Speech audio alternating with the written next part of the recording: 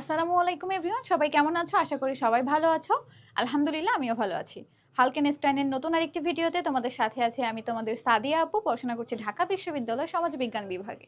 আজকে তোমাদের HSC 26 humanities super suggestion ক্লাসে স্বাগতম জানাচ্ছি। আজকে আমরা বিষয়ভিত্তিক সুপার সাজেশনের ইতিহাস প্রথম এবং দ্বিতীয় পত্রের সাজেশন নিয়ে আলোচনা করব, যে তোমরা যারা পরীক্ষায় পাশ করতে চাও তারা কতটুকু কিভাবে পড়বা, এবং যারা পরীক্ষায় এ প্লাস পেতে চাও বা মোটামুটি ভালো রেজাল্ট করতে চাও তারা কি কি করবা বা কিভাবে পড়াশোনা করবা সে বিষয়ে, যেহেতু তোমাদের পরীক্ষা আসন্ন। সো এ বিষয়ে তোমাদের এই ক্লাসটি, চলো আমরা শুরু করি। আচ্ছা, ইতিহাস আমরা জানি, তোমরা যারা জানো না তাদেরকে একটু জানাই দিই যে হচ্ছে সিকিউ হচ্ছে তোমার 70 মার্কের, 70 মার্ক, হ্যাঁ, এবং এমসিকিউ হচ্ছে 30 মার্কস। আচ্ছা, বাংলা ইংরেজি মিক্সড করে ফেললাম। সো 70 এবং এমসিকিউ হচ্ছে 30 মার্কসের, ঠিক আছে। তো এইখানে যে আমরা 70 মার্কসের সিকিউ লিখবো, এইখানে তোমার অধ্যায় টোটাল ইতিহাস প্রথম পত্রে রয়েছে 8টা। এখন এইখানে তোমার প্রশ্ন কয়টা আসবে? প্রশ্ন আসবে 11টা। 11টা প্রশ্ন থাকবে। লিখতে হবে কয়টা? লিখবা হচ্ছে 7টা। 7টায় কত মার্ক? 7টায় 70 মার্ক, ঠিক আছে। এখন তোমাদেরকে বলবো যে নর্মালি ক নম্বর প্রশ্নে মানে এক লাইনে উত্তর বা সংজ্ঞা এই টাইপের আসে। তো এই ক্ষেত্রে যেটা তুমি পারছো ওইটাই তুমি 1 নাম্বার সিকিউ মানে সিকিউর করতে পারতেছো।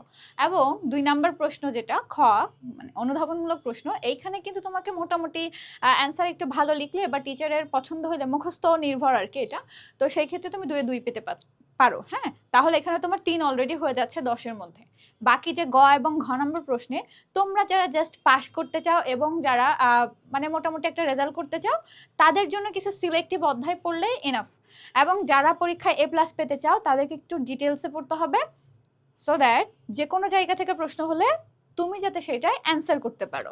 তো সেই ক্ষেত্রে দেখো, প্রথমত প্রথম অধ্যায় রয়েছে তোমাদের ভারতবর্ষে ইউরোপীয়দের আগমন।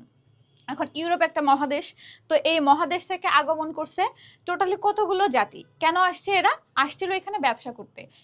কিসের ব্যবসা? এখানে তোমার সুগন্ধি মশলা, তারপরে হচ্ছে তোমার যে সিল্কের যে কাপড়, মানে হচ্ছে তোমার রেশমি কাপড়, এইসবের অ্যাট্রাকশনে এখান থেকে কাঁচামাল নিয়ে ওরা কি করবে? ব্যবসা করবে। এই জন্য ব্যবসায়িক উদ্দেশ্যে আসছিল। প্রথম যারা আসে এখানে তোমার হচ্ছে ভারতীয় উপমহাদেশে যে প্রথম যে জাতি আসে সেটা হচ্ছে পর্তুগিজ জাতি, তাই তো। যে 1498 খ্রিস্টাব্দে কি করেছিল? পর্তুগিজ নাবিক ভাস্কো দা গামা, তিনি হচ্ছে আফ্রিকা মহাদেশের উত্তমাশা অন্তরীপ হয়ে ঘুরে এসে সোজা কোথায় এসেছিল? দক্ষিণ ভারত, ভারতের কালিকট বন্দর এসেছিল। কোথায়? ভারতের কালিকটে। তাহলে প্রথমত সে যখন ইউরোপ থেকে রওনা করলো তখন সে আফ্রিকা মহাদেশে আসলো উত্তমাশা অন্তরীপ, ওইখান থেকে ঘুরে সে কোথায় আসলো? তাহলে কোথায় আসলো? ভারতের কালিকট বন্দরে আসলো। এসে এখানে সে আস্তে আস্তে তারা এখানে বাণিজ্য করা শুরু করলো। তাহলে পর্তুগিজ আসার পরে এখানে তোমার নেদারল্যান্ড বা হল্যান্ডের অধিবাসীরা আসছে, যাদেরকে আমরা ডাচ বলি। কি বলি? ডাচ বলি। এবং হচ্ছে তারপরে হচ্ছে তোমার ডেনমার্কের অধিবাসীরা আসছে, যাদেরকে হচ্ছে আমরা দিনেমার বলছি, তাই তো।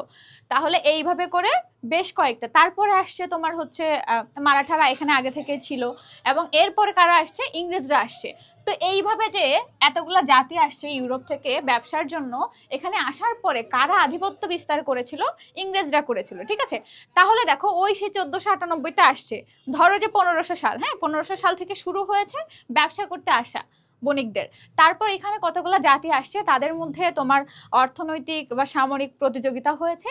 এইসবের এক পর্যায়ে দেখা গেছে আধিপত্য বিস্তার করতে সক্ষম হয়েছে শুধুমাত্র ইংরেজরা। কেন? তাদের হচ্ছে কূটনৈতিক বুদ্ধির জন্য, ডিপ্লোম্যাটিক বুদ্ধিশুদ্ধির জন্য তারা এখানে অ্যাট লাস্ট আধিপত্য বিস্তার করেছে। তো যে বললাম কথাটা, 11টা প্রশ্ন যে আসবে, 11টা প্রশ্নের মধ্যে তুমি একটু চিন্তা করলে দেখো, এখানে যেহেতু 8টা চ্যাপ্টার রয়েছে, প্রতিটা চ্যাপ্টার থেকেই তোমার জন্য একটা করে প্রশ্ন থাকছে। সো যারা অনেক ভালো করতে চাও, এমসিকিউ 30 এবং এখানে হচ্ছে তোমার 70, 100 মার্ক, 100-র মধ্যে 90+ মার্কস তোলা ইজি পিজি, হ্যাঁ, যদি তুমি পড়াশোনা করো। আমাদের একাডেমিক টু অ্যাডমিশন কোর্স রয়েছে হিউম্যানিটিসের একাডেমিক টু অ্যাডমিশন যে কোর্স, এগুলোতে তোমরা এনরোল করলে রেকর্ডেড ক্লাস পেয়ে যাচ্ছ। তো এখান থেকে তোমরা যারা অনেক ভালো করতে চাও, আমি প্রিফার করব ওইখান থেকে তোমরা রেকর্ডেড ক্লাসগুলো তোমরা জাস্ট দেখে আসবে। তাহলে কি হবে? অধ্যায় ভিত্তিক যে তোমার সব ধরনের কনসেপ্ট ক্লিয়ার হয়ে যাবে। এবং এখানে যে সাজেশন ভিডিও তুমি দেখছো এইটাই তুমি আসলে বুঝতে পারতেছো কোনগুলোকে বেশি তুমি গুরুত্ব দিবা, ঠিক আছে। তারপর দেখো তাহলে এইখান থেকে তোমার মাস্ট একটা প্রশ্ন থাকতেছে আধিপত্য বিস্তার সংক্রান্ত, ঠিক আছে। তারপরে দেখো এখানে কোম্পানির আমল ছিল, একটা কোম্পানি শাসন করতো, তারপরে যখন ব্রিটিশ সরকার এখানকার ক্ষমতাটা নেয় সেই পিরিয়ডটা নিয়ে হচ্ছে তোমার ব্রিটিশ আমল। তারপর দেখো পাকিস্তানি আমল, হ্যাঁ, যখন তোমার এই যে তোমার ব্রিটিশ আমলের পরে 1947 সালে যখন ভারত পাকিস্তানের একটা বিভক্তি হলো, তখন এই বিভক্তির সময় পাকিস্তান এবং ভারত নামক দুইটা রাষ্ট্র হয়েছে। এখন পাকিস্তানের দুইটা অংশ হয়েছে, একটা পূর্ব পাকিস্তান, একটা হচ্ছে পশ্চিম পাকিস্তান, রাইট।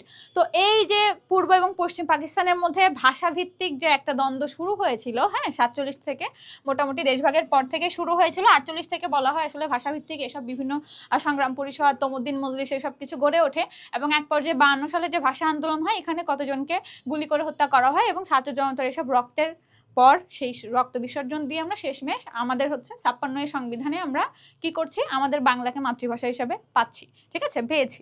তো এর আগে 56-র আগে 54 যুক্তফ্রন্ট নির্বাচন হয়েছে। তো যুক্তফ্রন্ট আসলে তোমার এখানে 21টা দফার কথা বলেছিল এই সব কিছু। তো এইখানে মূলত যে ভাষা আন্দোলন যে শুরু হয়েছে 48 থেকে এইটার বিষয়ে আলোকপাত করা হয়েছে। তো এইখান থেকে অবভিয়াসলি একটা কোশ্চেন থাকবে, এখান থেকে তো থাকবে, কোম্পানি আমল থেকে থাকবে, সবগুলো থেকে একটা করে থাকলো। হ্যাঁ, এখন দেখো কোন কোন জায়গা থেকে বেশি বেশি থাকবে। এই যে বাংলাদেশের স্বাধীনতা, তারপরে পুরো বাংলার স্বায়ত্তশাসন ও স্বাধিকার আন্দোলন, কিভাবে আসলে তোমার স্বায়ত্তশাসন ও স্বাধিকার আন্দোলন কিভাবে শুরু হয়েছিল। শুরুতে তোমার ভাষা নিয়ে শুরু হয়েছে এবং তারপরে তোমার আস্তে আস্তে যেসব বৈষম্যের কথা এখানে আসে, হ্যাঁ, বৈষম্য যে অর্থনৈতিক, সামাজিক, রাজনৈতিক সব ক্ষেত্রে যে বৈষম্য, এই সব কিছুর বৈষম্যের বিরুদ্ধে যখন বাঙালিরা একতাবদ্ধ হয়ে লড়াই করতে শুরু করে, এক পর্যায়ে এসে তোমার হচ্ছে যে স্বাধিকার আন্দোলন, তারপরে যে স্বাধীনতা মানে মুক্তিযুদ্ধের কথা আসতেছে পরবর্তী চ্যাপ্টারে। এখানে স্বাধীনতার ঘোষক কে ছিল? বঙ্গবন্ধু শেখ মুজিবুর রহমান। 70-এর নির্বাচনের পর যখন আওয়ামী লীগকে ক্ষমতায় বসতে দেওয়া হয় নাই, তখন আসলে তিনি 7 মার্চ হচ্ছে একটা প্রাইমারিলি একটা হচ্ছে তোমার একটা ডাক দেয়, স্বাধীনতার ডাক দেয়। এবং 26শে মার্চ প্রথম প্রহরে মানে 25শে মার্চ যখন তোমার হত্যাযজ্ঞ চালানো হয়, এরপরে কি করা হয়েছে, ওই রাত্রে আর কি প্রথম প্রহরে, 26শে মার্চের প্রথম প্রহর বলা হচ্ছে কারণ রাত 12টার পর, ঠিক আছে, তখন তিনি গ্রেপ্তার হওয়ার আগে হচ্ছে তোমার স্বাধীনতার ডাক দিয়েছেন, ঠিক আছে। তারপর দেখো এখান থেকে যে মুক্তিযুদ্ধ শুরু হইলো, এই সময় আবার তোমার হচ্ছে মুজিবনগর সরকার গঠন করা হয়েছে। তো এই মুজিবনগর সরকার কিরকম ধরনের কার্যক্রম করেছে মুক্তিযুদ্ধের সময়, তাদের কাজ কি ছিল, হ্যাঁ, শুধু যে সরকার গঠন করে তারা কি বসেছিল নাকি তাদের দ্বারা কোনো কাজ হয়েছিল মুক্তিযুদ্ধে, এই সংক্রান্ত এই অধ্যায়টা। এবং মুক্তিযুদ্ধে প্রবাসী বাঙালি ও বহির্বিশ্ব, কি বহির্বিশ্ব বলতে এখানে বেশিরভাগ অন্যান্য দেশের কথা আসছে, যে কিভাবে তারা আসলে এখানে অবদান রেখেছিল বা সাপোর্ট করেছিল আমাদেরকে, হ্যাঁ, এবং হচ্ছে ইউনাইটেড নেশনের কথা আসছে। তাহলে দেখো সবগুলো চ্যাপ্টার থেকে একটা করে আসবে, এটা তো আমরা শিওর। এখন হচ্ছে কোন কোন চ্যাপ্টার থেকে বেশি আসবে, কোনগুলো আমরা বেশি পড়বো। দেখো এখানে যে হচ্ছে তোমার এই যে ব্রিটিশ আমল, যেটা ব্রিটিশ আমল থেকে মানে একদম 3 স্টার দিয়ে রাখো যে এখান থেকে তোমার 2টা প্রশ্ন তুমি পাবা, ঠিক আছে। এবং হচ্ছে তোমার এখানে যে স্বায়ত্তশাসন ও স্বাধিকার আন্দোলন, এইখান থেকেও তুমি 2টা প্রশ্ন পাবা, ঠিক আছে। তাহলে হচ্ছে আর একটা প্রশ্ন কোন জায়গা থেকে পাবা, এখানে যদি তুমি প্রবাসী বাঙালি বহির্বিশ্ব মানে এই সংক্রান্ত 3 স্টার দিয়ে রাখো, তাহলে দেখবা যে এখান থেকে মোটামুটি মানে এই 3টা চ্যাপ্টার কোনোভাবে স্কিপ করবা না। সে প্লাস পেতে চাও অথবা পাস করতে চাও অথবা মধ্য মানে হচ্ছে একটা মিডিয়াম রেজাল্ট করতে চাও, যাই যাও, এগুলা হচ্ছে স্কিপ করা যাবে না। যারা ভালো করবা তারা সবকিছু পড়বা। তো শুরুতেই দেখো যখন ইংরেজ আধিপত্যের কথা আসতেছে প্রথম অধ্যায় থেকে আমি একদম শিওরলি বলবো যে পলাশির যুদ্ধ এবং যে বকচারের যুদ্ধ রয়েছে, সবচেয়ে গুরুত্বপূর্ণ হচ্ছে তোমার পলাশির যুদ্ধ, ঠিক আছে। দেখো তাহলে এখানে যে ভারতবর্ষে ইউরোপীয়রা আসছে, তারপর ইংরেজ আধিপত্য যে প্রতিষ্ঠা হয়েছে, এবং শুরুতেই দেখো যখন ইংরেজ আধিপত্য কখন প্রতিষ্ঠা হয়েছে, যখন সিরাজউদ্দৌলার পতন হয়েছে বাংলার শেষ স্বাধীন নবাব হিসাবে, তারপর ইংরেজরা কি করেছে, সবকিছু দখল করে নিয়েছে, তাই তো। তাহলে দেখো এই যে পলাশির যুদ্ধ, এই পলাশির যুদ্ধের কারণগুলো কি ছিল, যে হচ্ছে তোমার সিরাজউদ্দৌলা আমরা জানি যে 1833 সালে তিনি জন্মগ্রহণ করেছেন এবং 1733 সালে তিনি জন্মগ্রহণ করেছেন এবং 1756 সালে মাত্র 23 বছর বয়সে, হ্যাঁ 23 বছর বয়সে তাকে হচ্ছে তোমার সিংহাসনে বসানো হয়েছে, তার নানা বসিয়েছেন, তাই তো? তাহলে দেখো এই সময় যে তাকে বসানো হইলো, ওর পরে এখন ওই ক্ষমতার দ্বন্দ্ব, হ্যাঁ, তারপরে ইংরেজরা তার উপরে হচ্ছে তোমার মানে নবাবের উপরে আর কি অনুগত ছিল না, এই সব কিছু কিছু পয়েন্ট এরকম ভাবে দেয়া রয়েছে, মার্ক করা রয়েছে, তোমরা দাগানো বইতে পেয়ে যাবো, আমাদের ক্লাসের আলোচনা শুনলে তোমাদের আরো ক্লিয়ার হয়ে যাবে। তো এইখানেই আসলে যে কি কি কারণে পলাশির যুদ্ধ হয়েছিল, হ্যাঁ, কোন প্রেক্ষাপটে হয়েছিল এই সংক্রান্ত একটা প্রশ্ন হয়, এবং কি হয় যে পলাশি যুদ্ধের ফলাফল কি হয়েছিল, হ্যাঁ, এবং পরবর্তীতে এটা কিভাবে ইম্প্যাক্ট করেছিল, যে ফলাফল যেটা আর কি। তাহলে এই দুইটা জিনিস খুবই গুরুত্বপূর্ণ, পলাশি যুদ্ধের খুবই গুরুত্বপূর্ণ। এখান থেকে কিন্তু মাস্ট প্রশ্ন হবে, উদ্দীপক থাকবে, মানে এমসিকিউ তো থাকবে, সিকিউ থাকবে, ঠিক আছে। তারপর দেখো এখানে হচ্ছে তোমার কিছু খ নম্বর প্রশ্নের কথা আমি বলেছি, যে দ্বৈত শাসন ব্যবস্থা কি। দ্বৈত শাসন বলতে বোঝানো হচ্ছে যে দুইজনের শাসন, ঠিক আছে, একটা ব্রিটিশদের শাসন আবার এদেশীয় শাসকদের শাসন, দুইজনের শাসনের ক্ষেত্রে প্রায়োরিটি লিস্টে সবসময় থাকতো ইংরেজদের। তো এজন্য দেখা যাচ্ছে ওই সময় আসলে সাধারণ যে জনগণ তাদের স্বার্থের দিকে বেশি ফোকাস করা হতো না, ফোকাস করা হতো ইংরেজদের স্বার্থের দিকে, তারা কতটা তোমার কর নিতে পারছে, খাজনা নিতে পারছে, এটার উপরে ফোকাস করা হতো। এই সময় আসলে টোটাল ইম্প্যাক্টটা পড়েছে সাধারণ জনগণের উপরে, ঠিক আছে। তাহলে দ্বৈত শাসন বলতে কি, এটা কিন্তু আসলে বইতে দাগানো সুন্দরভাবে রয়েছে, তোমরা এখান থেকে এটা একদম মুখস্থ ঠোঁটস্থ করে ফেলবা। আর সাম্রাজ্যবাদের কথা যদি এখানে বলি, তাহলে সাম্রাজ্যবাদের বিষয়টা হচ্ছে ইম্পেরিয়ালিজম, ঠিক আছে। তো হচ্ছে ইম্পোরিয়াম থেকে ইম্পেরিয়ালিজমটা আসছে। সাম্রাজ্যবাদ বলতে বোঝায় যে যখন কোনো একটা শক্তিশালী রাষ্ট্র অন্য একটা কম শক্তিশালী বা দুর্বল রাষ্ট্রের উপর আধিপত্য বিস্তার করতে চায়, সেইটাই হচ্ছে তোমার সাম্রাজ্যবাদ, ঠিক আছে। এবং উপনিবেশবাদ মানে হচ্ছে তোমার সাম্রাজ্যবাদী উপনিবেশিকতা যেটাকে আমরা বলছি, সেটা হচ্ছে যখন আমি সেই দেশে যে স্থায়ীভাবে বসতি স্থাপন করে সেইখানে ইনফ্লুয়েন্স করার চেষ্টা করছি, ঠিক আছে। আমি মানে ব্রিটিশরা কি করছে, আমাদের দেশে আসছে, এখানে এসে তারা কি করেছে, একটা বসতি স্থাপন করেছে, করে এখানে কি করেছে, আধিপত্য বিস্তারের চেষ্টা করেছে, এই জন্য এটা হচ্ছে সাম্রাজ্যবাদী উপনিবেশিকতা, ঠিক আছে। তাহলে এখান থেকে যে দুইটা টাইপের প্রশ্ন হইতে পারে সেটাও আমি বলে দিলাম। আর অন্ধকূপ হত্যা কাহিনী বলতে এখানে বোঝাচ্ছে যে নবাব সিরাজউদ্দৌলা যখন হচ্ছে তোমার কলকাতার ফোর্ট উইলিয়াম দুর্গ হচ্ছে তোমার দখল করে, তখন ওইখানে হলওয়েল নামক একজন রয়েছে, হলওয়েল প্রচার করে যে 146 জন তাদের যে হচ্ছে তোমার কর্মকর্তা কর্মচারী ব্রিটিশ আর কি, তাদেরকে একটা ছোট্ট একটা দৈর্ঘ্য প্রস্থের উল্লেখ রয়েছে, নাম্বারটা যদি মনে না রাখতে পারো, যারা মানে হচ্ছে কম পড়াশোনা করে একটু পাশ টাশ করতে চাও এরকম, তাদেরও সংখ্যাটা মনে রাখা লাগবে না, কিন্তু মানে ওই যে ঘরের মাপটা আর কি। কিন্তু যারা এ প্লাস পেতে চাও তাদের অবশ্যই এই সাল ছোট ছোট বিষয়গুলোকে মনে রাখতে হবে, অর্থাৎ বারবার প্র্যাকটিস করতে হবে, ঠিক আছে। তাহলে দেখো এখানে বলা হচ্ছে যে ওই অতগুলো মানুষকে একটা ছোট্ট রুমে রাখা হয়েছিল, আটকে রাখা হয়েছিল, এখানে 123 জন মারা যায় এবং বাকি 23 জন কোনো রকম ভাবে বেঁচে যায় 146 জনের মধ্যে। কিন্তু এটা ছিল একটা মিথ্যা একটা কাহিনী, এটাই ইতিহাসে অন্ধকূপ হত্যা কাহিনী নামে পরিচিত, ঠিক আছে। এটা হচ্ছে খ নম্বর প্রশ্নে আসতে পারে। তাহলে দেখো এগুলো হচ্ছে খ নম্বর প্রশ্নে আসতে পারে। তারপর দেখো এখানে কি বলা হচ্ছে, 76-এর মন্বন্তরের কথা বলা হয়েছে। এখন হচ্ছে তোমাদেরকে আমি এখানে একটা বিষয় বলবো, সেটা একটা হচ্ছে 1770 সাল, হ্যাঁ, মানে যেটা খ্রিস্টাব্দ বলছি, এবং 1176 বঙ্গাব্দ বা সন বলি আমরা বাংলা তারিখকে, তাই না, সন। দেখো এখানে তোমরা খেয়াল করবা যে হচ্ছে এই যে তোমার হচ্ছে তোমার 1176, এটার সাথে যদি আমরা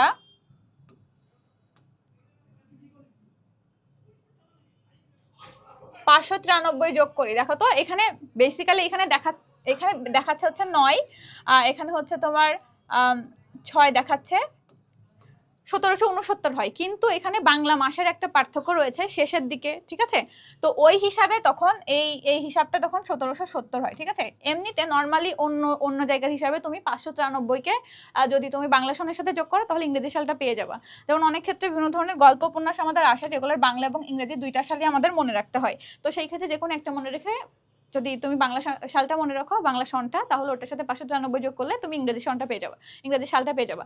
এখানে আমি যে বিষয়টা বলতে চাচ্ছি যে 1770 কেন হয়েছে, ওই যে একটা মাসের পার্থক্য রয়েছে, যে ইংরেজি বছরের শুরু বাংলা বছরের শেষ। যেমন এখন আমাদের বৈশাখ হচ্ছে, হ্যাঁ, বৈশাখ মাস শুরু হচ্ছে এপ্রিলে, এবং দেখা যাচ্ছে ইংরেজি সালের হচ্ছে 4 মাস চলতেছে এবং বাংলা সনের প্রথম মাস চলতেছে। এই যে একটা গ্যাপ, এই গ্যাপের জন্য এখানে আসলে 69 দেখায়, ওকে। তারপরে দেখো তাহলে এটা জাস্ট এমনি একটা এক্সট্রা ইনফরমেশন। তাহলে ৭৬-এর মন্বন্তর কেন হয়েছিল? বাংলায় মানে এই যে বিশাল আকারের দ্বৈত শাসনের ফলে কি হয়েছিল? এই জনগণ নিঃস্ব হয়ে পড়েছিল, হ্যাঁ, অর্থনৈতিকভাবে অনেক দুরবস্থার মধ্যে এসেছিল, খাদ্যমন্দা, খাবারের অভাবে মানুষ মারা যাচ্ছিল। তো এই সময় যে মন্বন্তরটা দেখা যাচ্ছে ওইটা ইতিহাসে ৭৬-এর মন্বন্তর নামে পরিচিত। এটা বিষয়ে সুন্দর একটা ব্যাখ্যা তোমরা বই পড়লে বা দাগানো বইতে তোমরা পেয়ে যাবে, ঠিক আছে। তারপর দেখো বকচারের যুদ্ধ, যখন নবাবের পতন হয় আর কি, সিরাজউদ্দৌলার পতন হয়, তারপরে কিন্তু মীর কাসিম আসে ক্ষমতায়। যে মীর কাসিম যখন ক্ষমতায় আসে তখন হচ্ছে এই যে বক্সারের যুদ্ধ করেন উনি, এইটার কারণ কি কি ছিল, কি কারণে বক্সারের যুদ্ধ হয়েছিল এবং এটার ফলাফল কি ছিল, এইগুলো তোমরা এই অধ্যায় থেকে জেনে রাখবা। তাহলে বেসিক্যালি কি কি জেনে রাখবা আমি কিন্তু বললাম, ঠিক আছে। এবং দেখো এবার আমরা 2 নম্বর চ্যাপ্টারে যাব। তাহলে প্রথম অধ্যায় থেকে কি বিষয়ক প্রশ্ন হতে পারে? সিকিউ, একটা হচ্ছে বকচার, একটা হচ্ছে বকচারের যুদ্ধ, আর একটা কি, আর একটা হচ্ছে তোমার পলাশী যুদ্ধ। বেশি গুরুত্বপূর্ণ পলাশী যুদ্ধ।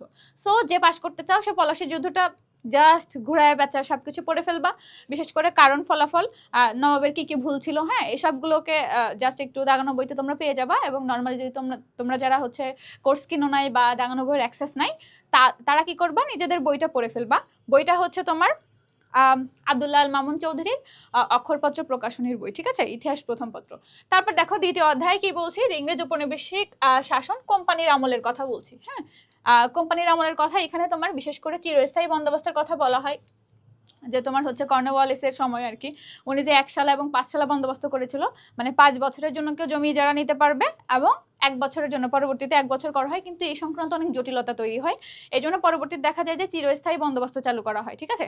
তাহলে এই বিষয়ে তোমরা খ নম্বর প্রশ্নের জন্য মানে হচ্ছে সুন্দর করে বোর্ড বই থেকে পড়ে যাবা। বৈদেশিক নীতি কি, মানে পররাষ্ট্রনীতির কথা বলা হচ্ছে। আর ফরাইজি আন্দোলন কি, ফরজ ভিত্তিক যে আন্দোলন শুরু হয়েছিল ওইটা ফরাইজি আন্দোলন। ফকির সন্ন্যাসী বিদ্রোহ হচ্ছে 1857 সালে, যে মানে কোম্পানি আমলে আর কি, 1857 সালে যে কি হয়েছিল তোমার হচ্ছে ফকির সন্ন্যাসীরা, ফকির হচ্ছে মুসলমানদের মধ্যে যারা প্রতিনিধিত্ব করত এবং সন্ন্যাসী হচ্ছে হিন্দু ধর্মের যারা প্রতিনিধিত্ব করত, তারা হচ্ছে একটা বিদ্রোহ করে, যেটা ইতিহাসে ফকির সন্ন্যাসী বিদ্রোহ নামে পরিচিত। এখন যারা ভালো করবা তারা বই থেকে সুন্দর করে এটা পড়ে যাবা। তাহলে এইগুলো কিসের জন্য গুরুত্বপূর্ণ? এইগুলো হচ্ছে তোমার খ নম্বর প্রশ্নের জন্য গুরুত্বপূর্ণ। এখানে আরো কিছু রয়েছে, সতীদাহ প্রথার কথা আছে, যে ডালহৌসির, হ্যাঁ, সতীদাহ প্রথা কি যদি ব্যাখ্যা করতে বলা হয়, তাহলে হচ্ছে এটা খ নম্বরের জন্য গুরুত্বপূর্ণ। দেখো এখানে কিন্তু 2টা বিষয় ছিল, যে যদি কারো স্বামী মারা যায়, তাহলে সেই ক্ষেত্রে ওই স্ত্রীকে ওই স্বামীর সাথে হচ্ছে চিতায় দাহ করা হবে, মানে পুড়িয়ে ফেলা হবে, ঠিক আছে। এটা হচ্ছে তোমার সতীদাহ প্রথা ছিল। সতীদাহ প্রথার মধ্যে একটা ছিল সহমরণ, একটা ছিল অনুমরণ, হ্যাঁ। সহমরণ মানে স্বামীর সাথে একই চিতায় তাকে দাহ করা হবে। অনুমরণ হচ্ছে স্বামী বিদেশে মারা গেছে বা নিখোঁজ, সবাই ভাবতেছে যে মারা গেছে, তখন স্ত্রীকে একাই চিতাতে দাহ করা হবে, এই যে বিষয়টা। তাহলে সহমরণ আর অনুমরণ, সতীদাহ প্রথা সম্পর্কে আসলে আমরা এটা ডিটেলসে লিখবো, এবং কে এই প্রথা উচ্ছেদ করেছিল সেই বিষয়ে আমরা লিখবো, ঠিক আছে। তাহলে এটা কিন্তু সনাতন ধর্মে, হিন্দু ধর্মের কথা। তারপর দেখো এখানে তোমার বিধবা বিবাহের আইনের কথা আসে। এখানে হচ্ছে বিভিন্ন সংস্কারের মধ্যে সামাজিক এবং শিক্ষা সংস্কারের কথা বলা হচ্ছে। এই ক্ষেত্রে উইলিয়াম বেন্টিং কি কি অবদান রেখেছিলেন এই ক্ষেত্রে, এই অধ্যায়ে আর কি, এটা অনেক গুরুত্বপূর্ণ সিকিউয়ের জন্য বিশেষ করে। এবং ডালহৌসির যে সংস্কার, তাহলে এই দুজনের যে সংস্কার, এটা হচ্ছে সিকিউয়ের জন্য অনেক গুরুত্বপূর্ণ। এটা তোমরা হচ্ছে টেক্সট থেকে সুন্দর করে পড়ে যাবা। এবং তিতুমিরের থেকে যেটা আসে সেটা হচ্ছে খ নম্বর প্রশ্নে আসে, এবং ক নম্বর প্রশ্নেও আসতে পারে, যে হচ্ছে তিতুমিরের পুরো নাম কি, হ্যাঁ, প্রকৃত নাম কি। তো এই সংক্রান্তই আর কি 2 নম্বর অধ্যায়। এবং 3 নম্বর অধ্যায়ে আছে দেখো ইংরেজ উপনিবেশিক শাসন, ব্রিটিশ আমলের কথা বলা হচ্ছে। ব্রিটিশ আমলে হচ্ছে তোমার লর্ড রিপন এবং লর্ড কার্জনের কথা আসছে। এখানে কিছু বিল, ইলবার্ট বিলের কথা আসছে, লাহোর প্রস্তাবের কথা আসছে, তারপরে খিলাফত ও অসহযোগ আন্দোলনের কথা আসছে, ভারত শাসন আইনের কথা আসছে, মন্ত্রী মিশন পরিকল্পনা আসছে, সাইমন কমিশন আসছে, ঠিক আছে। এই যে বিষয়গুলো আসছে, এগুলো হচ্ছে তোমার খ নম্বর প্রশ্নের জন্য অনেক গুরুত্বপূর্ণ। এবং এখানে লর্ড রিপন এবং লর্ড কার্জনের সংস্কারগুলো তোমরা পড়বা, এটা হচ্ছে সিকিউয়ের জন্য, ঠিক আছে। এগুলোও কিন্তু সিকিউয়ের জন্য, ওকে। তাহলে এখান থেকে তোমরা সংস্কারগুলো পড়বা কিসের জন্য, এগুলো সিকিউয়ের জন্য, সিকিউ গ আর ঘ এর জন্য, ঠিক আছে। উদ্দীপক সংক্রান্ত দিয়ে এখান থেকে আসবে, বিশেষ করে এটা এখান থেকে যেটা গুরুত্বপূর্ণ সেটা হচ্ছে লর্ড রিপনেরটা অনেক গুরুত্বপূর্ণ, ঠিক আছে। এটা কোনোভাবে স্কিপ করবো না, যে কি কি অবদান রাখছেন তিনি। এবং তোমার যে লর্ড ডালহৌসির কথা বললাম, ভারতবর্ষের উদার নৈতিক নেতার কথা বলা হয়েছে, লর্ড হচ্ছে তোমার বেন্টিং এর শাসনামলকে। তো এই সংক্রান্ত কিন্তু এমসিকিউ অনেক আসে, কারণ যেহেতু 8টা চ্যাপ্টার এবং 8টা চ্যাপ্টার থেকে তোমার 30টা এমসিকিউ আসবে। সো ইজিলি আমরা বলতে পারি যে প্রতিটি চ্যাপ্টার থেকে মিনিমাম হচ্ছে তোমার 3টা করে আসবে, এবং কোনো কোনো চ্যাপ্টার থেকে 4টাও আসতে পারে, ঠিক আছে। তাহলে এইখান থেকে এই অধ্যায় থেকে যেগুলো আসবে সেগুলো হচ্ছে তোমার এই যে এই অধ্যায় থেকে আসবে লর্ড রিপন বা লর্ড রিপনের কি কি সংস্কার, হ্যাঁ এই সংক্রান্ত কিছু আসতে পারে। আবার হচ্ছে এখান থেকে কোনো একটা তারিখ আসতে পারে। এখানে যেটা আছে সেটা হচ্ছে বেন্টিংকের হচ্ছে উদারনৈতিক শাসক বলা হচ্ছে। তো এই ক্ষেত্রে উদ্দীপকে বিশেষ করে রিলেট করা হয় উইলিয়াম বেন্টিংকে, এটাকে আমি বেশি গুরুত্ব দিচ্ছি। ডালহৌসিও গুরুত্বপূর্ণ, কোনো সন্দেহ নেই। তো এইগুলো হচ্ছে খুব সুন্দর করে তোমরা পড়বা, সো দ্যাট এর ভিতর থেকে কিন্তু এমসিকিউ চলে আসবে, ঠিক আছে। তারপর দেখো তাহলে লর্ড রিপন লর্ড কার্জনের বিষয়টা গেল। এখন তারপরে হচ্ছে তোমার 4 নম্বর অধ্যায় বলা হচ্ছে পাকিস্তানি আমলে বাংলা ভাষা আন্দোলনের গতি প্রকৃতি কি ছিল। তো আমি বলেছি ভাষা আন্দোলন থেকে একটা সিকিউ অবশ্যই থাকবে। সো ভাষা আন্দোলন থেকে আসলে নর্মালি তোমরা যারা ব্যাক বেঞ্চের তারাও আমি মনে করি যে অ্যান্সার দিতে পারবা, কিন্তু যারা ভালো করতে চাও তাদেরকে আমি প্রিফার করব যে ওই যে কি কি গঠন করা হয়েছিল, কোন কোন কমিটি, তমদ্দুন মজলিসের কথা আছে, এবং হচ্ছে কারা কিভাবে কোথা থেকে শুরু করেছিল, কিছু কিছু ঘটনা প্রবাহ তারিখ সহ নাম সহ দেওয়ার চেষ্টা করবা। এবং যে তারিখ এবং নাম সহ দিচ্ছ ওইটাকে তুমি এরকম ভাবে ব্লু পেন দিয়ে লিখতে পারো, হ্যাঁ ব্লু রঙের কলম দিয়ে লিখতে পারো, সো দ্যাট টিচার যাতে সহজেই দেখতে পায়, মানে খাতা খুললো এবং দেখা গেল যে পরিষ্কার করে তুমি সাল এবং এই কমিটি বা এসবের নাম উল্লেখ করেছো, তখন কিন্তু তোমার ফ্রেন্ডের খাতা থেকে তোমার খাতাটা একটু ইউনিক হয়ে যাবে, তখন টিচার তোমাকে বেশি মার্কস দেবে, তুমি এ প্লাস পেয়ে যাচ্ছ ইজিলি, 80+, 90+ও মার্কস তুলতে পারবা, ঠিক আছে। তাহলে এখানে দেখো পুরো বাংলার যে রাজনৈতিক অর্থনৈতিক অবস্থা এবং শাসনতান্ত্রিক অবস্থা কি ছিল, কিরকম ছিল, হ্যাঁ সে বিষয়ে দেখো কিরকম অবস্থা ছিল। এখানে কিন্তু কোনো ধরনের বৈষম্যের কথা এখানে তুলে ধরা হচ্ছে না, সেটা পরবর্তী অধ্যায়ে। তাহলে এইখানে কি গুরুত্বপূর্ণ, এই যে যুক্তফ্রন্টের 21 দফা, এইখান থেকে তোমার সিকিউ প্লাস এমসিকিউ দুইটাই আসবে, ঠিক আছে। তাহলে দেখো একটা গ নাম্বার বা কোনো একটা প্রশ্নে তুমি এই 21 দফা পাবা, আমাদের সময় আমরা পেয়েছিলাম। তারপর দেখো ভাষা আন্দোলনের পটভূমির কথা বলা হচ্ছে কোন প্রেক্ষাপটে, অলরেডি আমরা ভাষা আন্দোলন সম্পর্কে হচ্ছে তো অনেক কিছুই জানবো এই অধ্যায়ে, ঠিক আছে।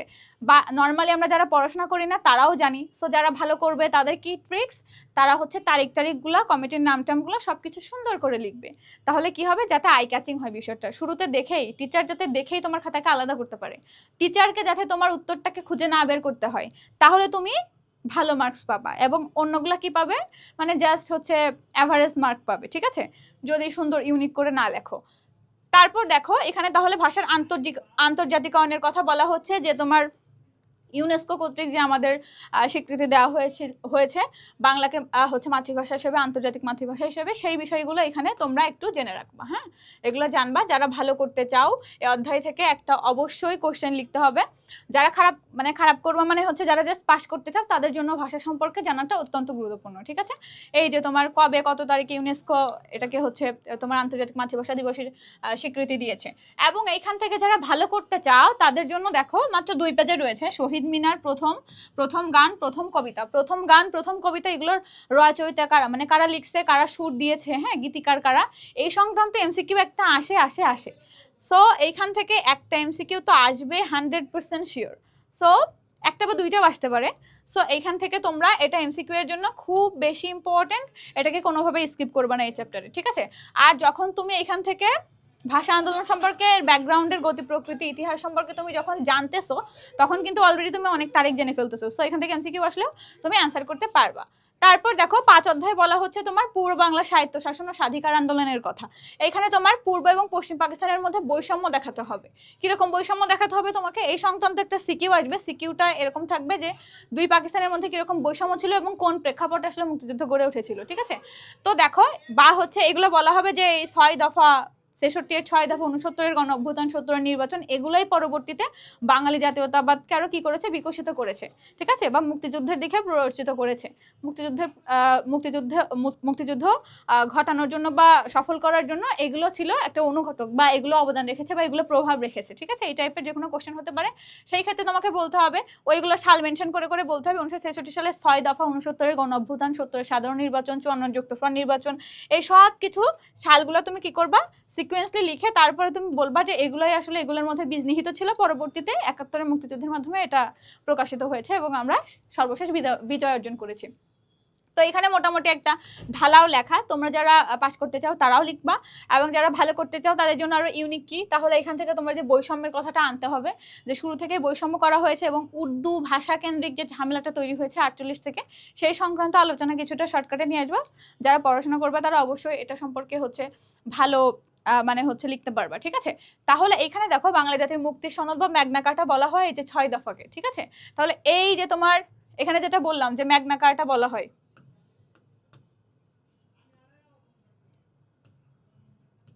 ম্যাগনা কার্টা বা মুক্তির সনদ বলা হচ্ছে। কেন বলা হয় এই সংক্রান্ত একটা প্রশ্ন হতে পারে, আমাদের সময় হয়েছিল, ঠিক আছে। তাহলে এটা হচ্ছে তোমার খ নম্বর প্রশ্নের জন্য তোমরা সুন্দর করে পড়ে যাবা। এবং যে 6টা দফার কথা বলা হয়েছে ওই 6টা দফা অবশ্যই অবশ্যই মুখস্থ করবা। এই 6টা দফা অবশ্যই অবশ্যই মুখস্থ করবা। যে পাস করতে চাও সেও মুখস্থ করবা, যে ভালো করতে চাও সেও মুখস্থ করবা। কারণ 6টা দফা খুব আহামরি কিছু না। 21 দফা মুখস্থ করতে বলবো না যারা পাস করতে চাও, হ্যাঁ, কিন্তু যারা ভালো করতে চাও তাদেরকে বলবো মোটামুটি হচ্ছে আইডিয়া নিয়ে ওই সংক্রান্ত যাতে লিখে আসতে পারো 21টাই, ঠিক আছে। তারপর দেখো 69-এর গণ অভ্যুত্থানের এই যে 6 দফাটাকে কিন্তু মুখস্থ করতে বলছে। 69-এর গণ অভ্যুত্থানের ফলাফল, গুরুত্ব, এটা সম্পর্কে একটা প্রশ্ন হতে পারে। বা ওই যে কথা বললাম সবগুলাই আসলে পরবর্তীতে ইনফ্লুয়েন্স করেছিল, এই সংক্রান্ত প্রশ্ন হতে পারে। তারপর 70-এর নির্বাচনের গুরুত্ব, ফলাফল, 70-এর পরেই তো 71-এ হচ্ছে তোমার স্বাধীনতার ডাক দিয়েছে আস্তে আস্তে।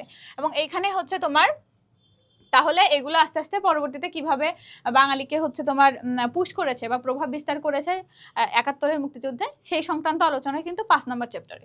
এবং 6 নম্বর চ্যাপ্টারে দেখো বলা হচ্ছে বাংলাদেশের স্বাধীনতার ঘোষণা ও মুক্তিযুদ্ধের সম্পর্কে। এখানে তোমার গণহত্যার কথা আসবে, যে হচ্ছে 25শে মার্চের কালোরাত্রি, 25শে মার্চকে কেন কালোরাত্রি বলা হয়, বা হচ্ছে তোমার হচ্ছে অপারেশন সার্চ লাইট বলতে কি বোঝো, হ্যাঁ।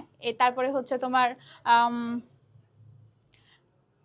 এই সংক্রান্ত আর কি গণহত্যা নিয়ে একটা খ নম্বরের প্রশ্ন তোমাদেরকে হচ্ছে আসবে আর কি পরীক্ষায়, ঠিক আছে, স্বাধীনতা আন্দোলন থেকে।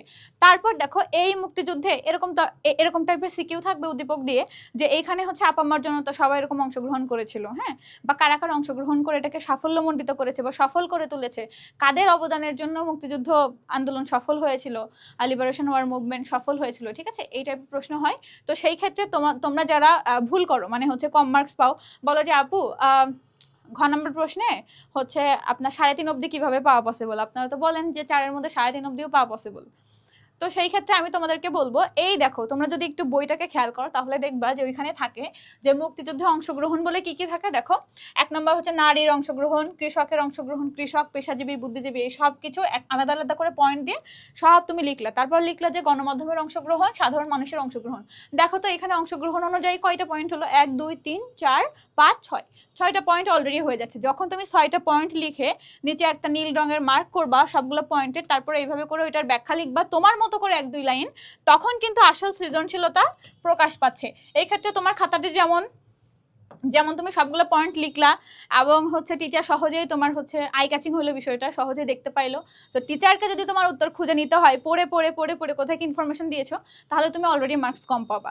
এবং যখন তুমি উপস্থাপনাটা তোমার সুন্দর হবে, পরিপাটি হবে, এবং ওই যে বললাম কালার পেন একটু ইউজ করা, তার মানে কিন্তু আমি বলি নাই লাল, সবুজ, হলুদ এইসব ইউজ করতে, আমি প্রিফার করছি ব্লু কালার, ঠিক আছে, নীল রং, ঠিক আছে, নীল রং এবং কালো বল পেন দিয়ে এটা ইউজ করবা। পেন্সিল ইউজ করলে এটা মুছে যায়, বোর্ড প্রশ্নে তো কখনো পেন্সিল ইউজ করার চেষ্টা করবা না, ম্যাথে, জ্যামিতি এগুলো আলাদা কথা, নর্মালি এসব জায়গায় করবা না। এবং মুজিবনগর সরকার সম্পর্কে এখানে রয়েছে, তো এইখান থেকে যেটা আসবে সেটা হচ্ছে তোমার মুজিবনগর সরকার থেকে এমসিকিউ আসবে, ঠিক আছে। যেমন হচ্ছে মুজিবনগর সরকারে আসলে কে কে ছিল আর কি, হ্যাঁ, কয়টা মন্ত্রণালয় ছিল, আমরা জানি যে 12টা মন্ত্রণালয় ছিল।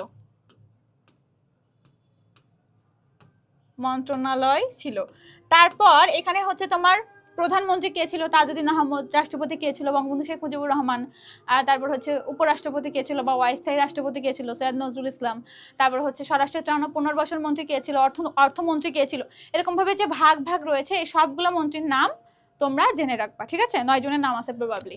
তাহলে এখান থেকে এটা জেনে রাখবো। এবং মুজিবনগর সরকার কত তারিখে গঠন করা হয়েছিল, 10 এপ্রিল 1971 সাল। তারপর হচ্ছে তোমার এটা শপথ বাক্য কবে পাঠ করা হয়, 17 এপ্রিল 1971 সাল। এবং এটা কোথায় পাঠ করা হয়, মেহেরপুর জেলার বৈদ্যনাথ তলায়, ঠিক আছে, ওই যে আমবাগান আর কি মুজিবনগরের, তো বর্তমান নাম হচ্ছে মুজিবনগর, ঠিক আছে। তাহলে এই সংক্রান্ত কিন্তু এমসিকিউ আসবে, আমি কিন্তু বললাম এখান থেকে এমসিকিউ আসবেই, ঠিক আছে। এখান থেকে। তাহলে কোন কোন বিষয় এখান থেকে জানবা সেটা বললাম, এবং অংশগ্রহণের বিষয়ের ক্ষেত্রে যেটা বললাম পয়েন্ট পয়েন্ট করে দেওয়ার চেষ্টা করবা। এবং যারা ভালো করতে চাও তারা যদি স্পেসিফিকভাবে কোনো নারী, বইয়ের মধ্যে কিন্তু রয়েছে, হ্যাঁ, স্পেসিফিকভাবে কোনো নারী যে অংশগ্রহণ করেছিল তাদের নাম, এলাকা, কোন এলাকায় অংশগ্রহণ করেছিল, এসব কিছু যদি উল্লেখ করতে পারো তাহলে দেখা যাবে বেশি মার্কস তুমি পাচ্ছ, ঠিক আছে, এ প্লাস পাওয়ার জন্য সুবিধা হচ্ছে। এবং যারা পাশ করতে চাও তারা তো অবশ্যই মুক্তিযুদ্ধ সম্পর্কে একটা প্রশ্ন লিখবা, যখন লিখবা তখন কিন্তু আমি বললাম যে এইভাবে পয়েন্ট করে করে এগুলো এক একটা পয়েন্ট দিয়ে দিয়ে লেখার চেষ্টা করবা। তারপর তোমার যে হচ্ছে এইসব মানুষের অংশগ্রহণ তো রয়েছে, এবং একই সাথে মুক্তিবাহিনীর কথা রয়েছে, যৌথ বাহিনীর কথা রয়েছে, মানে ভারত এবং বাংলাদেশের যে যৌথ বাহিনী, ঠিক আছে। এবং দেখো পরবর্তী অধ্যায়ের কথা বলা হচ্ছে মুক্তিযুদ্ধে বাংলাদেশ সরকারের মুজিবনগর সরকারের হচ্ছে কার্যক্রম কি ছিল, কি কি কাজ করছে তারা, হ্যাঁ। তো এইখানেই আসলে মূলত ওই যে 12টা মন্ত্রণালয়ের কথা বললাম না, 12টা মন্ত্রণালয়ের ডিটেলস এখানে রয়েছে, ঠিক আছে, সবগুলোর নাম রয়েছে, এবং হচ্ছে কাকে কোন দায়িত্ব দেওয়া হয়েছে এগুলো রয়েছে। তো এইগুলো যেহেতু কঠিন জিনিস, এগুলো আমি বলবো যারা এ প্লাস পেতে চাও তারা হচ্ছে এইগুলার ডিটেলস পড়বা, কার কোন দায়িত্ব দেওয়া হয়েছিল, ঠিক আছে। আর যেটা বলবো সেটা হচ্ছে সেক্টর নিয়ে একটা প্রশ্ন হবে এমসিকিউ, এখানে একটা এমসিকিউ হবেই শিওর একদম। দেখো এখানে দিবা যে এরকম ধরনের প্রশ্ন আসে যে হচ্ছে যশোর বা খুলনা বা সাতক্ষীরা এরা হচ্ছে কোন সেক্টরের অধীনে ছিল। 8 নাম্বার, দেখো নর্মালি আমি তোমাদেরকে এই সাজেশন ক্লাসেই জাস্ট একটু সংক্ষেপে বোঝাবো, আমার হচ্ছে ম্যাপ হয় নাই আমি জানি, তারপরেও দেখাচ্ছি। দেখো এখান থেকে 1 2 3 4 5, রংপুরকে 6, রংপুর বিভাগ, 7 রাজশাহী বিভাগ হচ্ছে 7, তারপরে হচ্ছে খুলনা সাতক্ষীরা এগুলো 8, এখানে হচ্ছে তোমার 9, এইখানে 10, মাঝখানে হচ্ছে 11, ঠিক আছে।